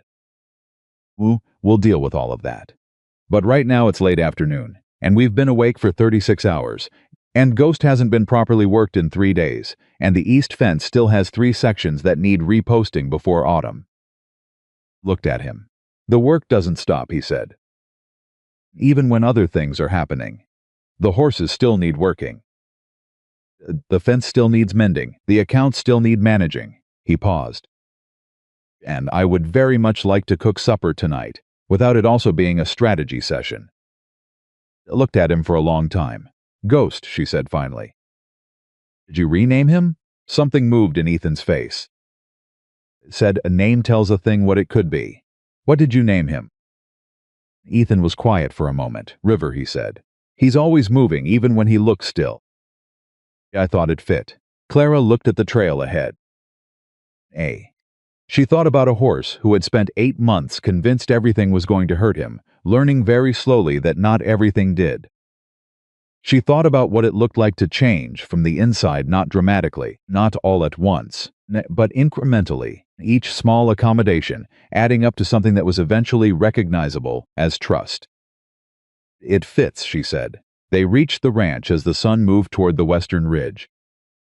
The horses in the barn made their evening sounds the particular comfortable noise of animals who expected to be fed and were not particularly worried about it. The creek in the west pasture was audible through the summer air. Main house stood the way it had stood when she arrived, solid and functional, built to last rather than impress. But it was not what it had been when she arrived. She understood that as she climbed down from the wagon and looked at it, something in the quality of it had shifted. Not its structure, its character, the difference between a building and a place. Ethan unhitched the horse and led him toward the barn. At the barn door he stopped. I said I wanted to ask you something, he said. After. Clara looked at him across the yard. It's after, she said. He turned to face her. He had his hat in his hands, the way he always did when he was about to say something that mattered. And he looked at her with the directness that she had come to understand was not aggression and was not performance. It was simply the way this particular man delivered truth, straight and without softening, because he did not know how to say important things any other way. I'd like you to stay, he said. The yard was very quiet. Not because the accounts need managing, he said. Not because the contract horses need working or the supply records need straightening. Those things are all true and they matter, but they are not why I'm asking. He paused. Been alone on this ranch for 2 years. I told myself it was a choice. I told myself I preferred it. He stopped, and she could see him choosing the word carefully wrong. About that, he looked at her steadily. I want you to stay, Clara. I want you to be here. I don't know how to say that in a smaller way than that, so I won't try. She stood in the yard and looked at him. She thought about her mother in the doorway with her hands pressed together, and the 11-year-old girl who had memorized the shape of that moment. She thought about the decision she had made then, that she would never beg, never press her hands together for something that should have been freely given. She thought about how that decision had protected her, and also in certain ways had kept her standing outside of things. She thought about a dark alley and a voice that said she belongs to herself, and how that sentence had been the first time in a very long time that anyone had given her herself back without wanting something in return. I want to be here, she said. Something in Ethan's face changed, not dramatically, not into the broad expression of a man who has just gotten what he wanted. Something quieter and more thorough, the look of a person who has braced for a particular answer for long enough that a different answer takes a moment to settle. All right, he said. But I want wages, she said. Real ones, not absorbed into some other arrangement. Real wages for real work, he almost smiled. Not quite. We already agreed on that. I want it to remain true regardless of whatever else this is. It will remain true, he said. He nodded. They stood in the yard for a moment more, with the weight of what had just been said still settling around them, and then Ethan turned and led the horse into the barn, and Clara went into the house. Nettie. She stood in the kitchen. She looked at the work table, the reorganized shelves, the spot near the window where she had taken to keeping her letters and her notes, and the small pile of things that had gradually accumulated into the shape of someone who lived here. She looked at the floor, near the left side of the table, third plank from the wall, where the documents she'd carried for 6 months were resting beneath the boards. She made coffee. Ethan came in from the barn and washed his hands at the basin, and sat down at the table without ceremony, the way a person sits at a table that is also their table. Clara poured 2 cups and sat across from him, and they drank coffee in the kitchen of the Blackwood Ranch as the summer evening came down over the Montana mountain, and the horses settled in the barn, and the creek ran somewhere below the west pasture, and none of it required any commentary. The Federal Review arrived 6 weeks later. 2 federal investigators, sent from the Land Commissioner's office in Washington, who arrived in Black Pine with credentials that the sheriff could not dismiss and questions that Caldwell's lawyers were unable to redirect. Era met with them for 3 days. She provided the documents. She answered every question precisely and without editorializing, and directed them, for each claim, the independent verification sources she had cataloged months ago in a Billings boarding house while she was still deciding whether to run or fight. Judge Reeves was suspended from the bench pending investigation within the first week of the Federal Review. He resigned before the second week ended, which answered a question about whether he planned to contest the charges. And Caldwell retained his lawyers and made statements through them, and did not appear personally in Black Pine for 3 months. The administrative hold on his temporation remained in place. Patterson's land dispute was reopened under federal jurisdiction, with a new survey ordered, a legitimate one, conducted by a surveyor from outside the county. The Yellowstone warrant was formally withdrawn and expunged from the public record on a Tuesday morning in September. Clara received the notice by post. She read it at the kitchen table. She set it down. She picked up the account ledger she had been working in and found the page where, 4 days after she arrived, she had pressed the federal letter between the pages like something growing in the dark. She looked at the letter. Then she looked at the room around her. She put the ledger away and went outside. Where Ethan was working River in the east paddock, the gray horse who was no longer gray with suspicion, but moved now with the specific ease of an animal that has decided the world does not intend to hurt him. She stood at the fence and watched. River saw her and turned his head, which he had not done 2 months ago, because 2 months ago a person at the fence was a reason to move away. Ethan saw her. "Well, it's done," she said. He looked her for a moment. River stood beside him with his head relaxed, not pulling away. "In," Ethan said, not to the horse, to Clara. She opened the fence gate and walked in, and River turned to look at her, with his large dark eyes not defensively, just with the uncomplicated attention of an animal deciding what it thinks. She put her hand out. He moved his nose toward her palm. There, Ethan said quietly. "Yes," she said. She stood in the paddock with the horse's breath warm on her hand, and the September mountain air coming down cool from the ridge, and Ethan standing 3 feet away in the easy silence that had long since stopped feeling like distance.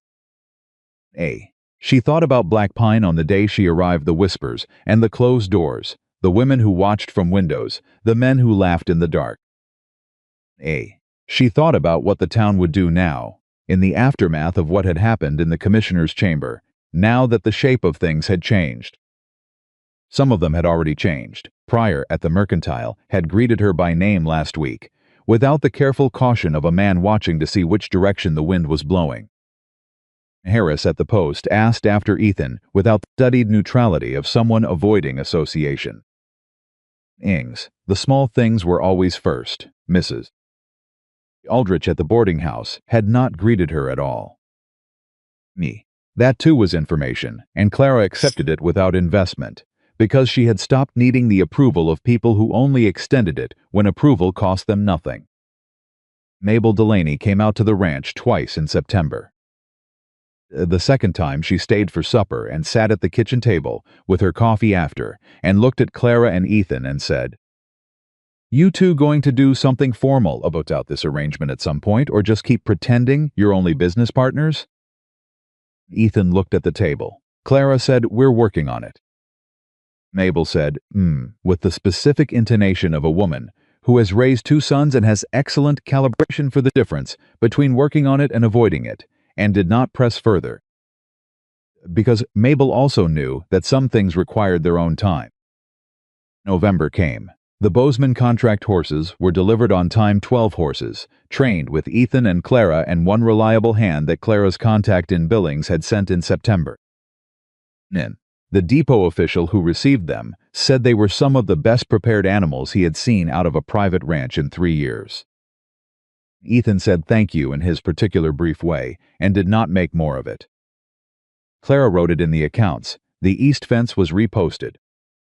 The Hargrove debt was settled.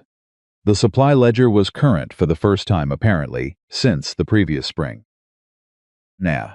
One evening in late November, when the first cold was coming off the mountain and the days were shortening toward winter, Ethan came in from checking the north pasture and sat down at the kitchen table and reached into his coat pocket and set something on the table between them. It was a ring, plain silver, not elaborate, the kind of ring that was made to be worn while working. Clara looked at it. She looked at him. He said, "I've been trying to decide how to ask this properly for about 3 months. I've concluded I don't know how to do it properly, so I'm going to do it honestly instead." He looked at her steadily. "At what you've been through, I know what it cost you to trust this place and this arrangement. I know you've made yourself a life here that belongs to you, your wages, your work, your standing. I'm not asking you to give any of that up." He paused.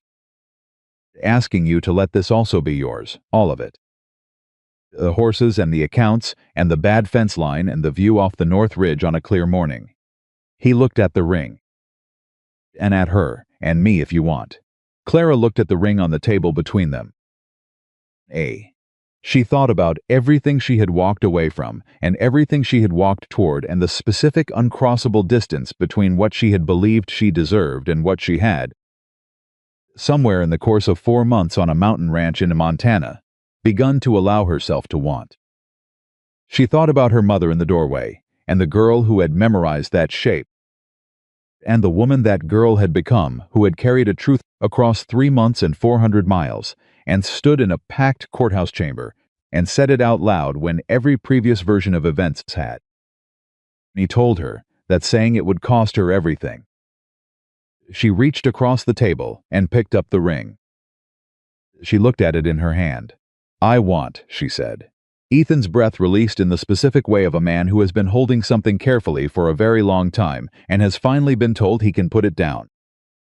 She put the ring on. It fit, which surprised her. She looked up at him. "How did you know the size?" she said. He was quiet for a moment. "Mabel," he said. Clara stared at him. "She measured your other rings when you left them on the windowsill one morning," he said. "In August," Clara said. "You asked Mabel in August." "I wanted to be ready," he said, "in case." She looked at the ring on her hand. She looked at this man, this difficult, quiet, steadfast man who had walked into an alley for a woman he did not know and had asked Mabel Delaney to measure rings in August because he wanted to be ready in case, who had spent 2 years alone on a mountain, believing it was a choice and had changed his mind without drama or announcement, who named a frightened gray horse River and worked him every day until the horse believed the world would not hurt him. "Most careful man I have ever met," she said. "Yes," he said. He did not apologize for it. "I mean it as a compliment," she said. "I know," he said. She stood up from the table and went to the window and looked out at the mountain in the late November evening, the same mountain that had been there every morning she woke up in this house. The same view that had slowly become the view she expected, the view that her eyes went to first when they opened in the morning. Behind her, she heard Ethan stand. She heard his boots on the floor. She felt him stop close behind her, meet, not touching, just present, in the way she had come to know as his specific way of saying "I'm here" without requiring the words. "I used to think I was passing through," she said. "The first few weeks, I know," he said. "I could tell." "When did you stop thinking so?" He was quiet for a moment. "When you named River," he said. "You said you'd need to spend more time with him before you knew. And then you did. Every morning, even when there were other things to do." He paused. "Yeah, that's not what someone does when they're passing through." She turned around and looked at him. Outside, the mountain held its particular evening stillness, that deep Montana quiet that had once seemed foreign and had become, across 4 months, as familiar as breathing. The horses were in the barn. The accounts were current. The documents were in federal hands. The ring was on her finger.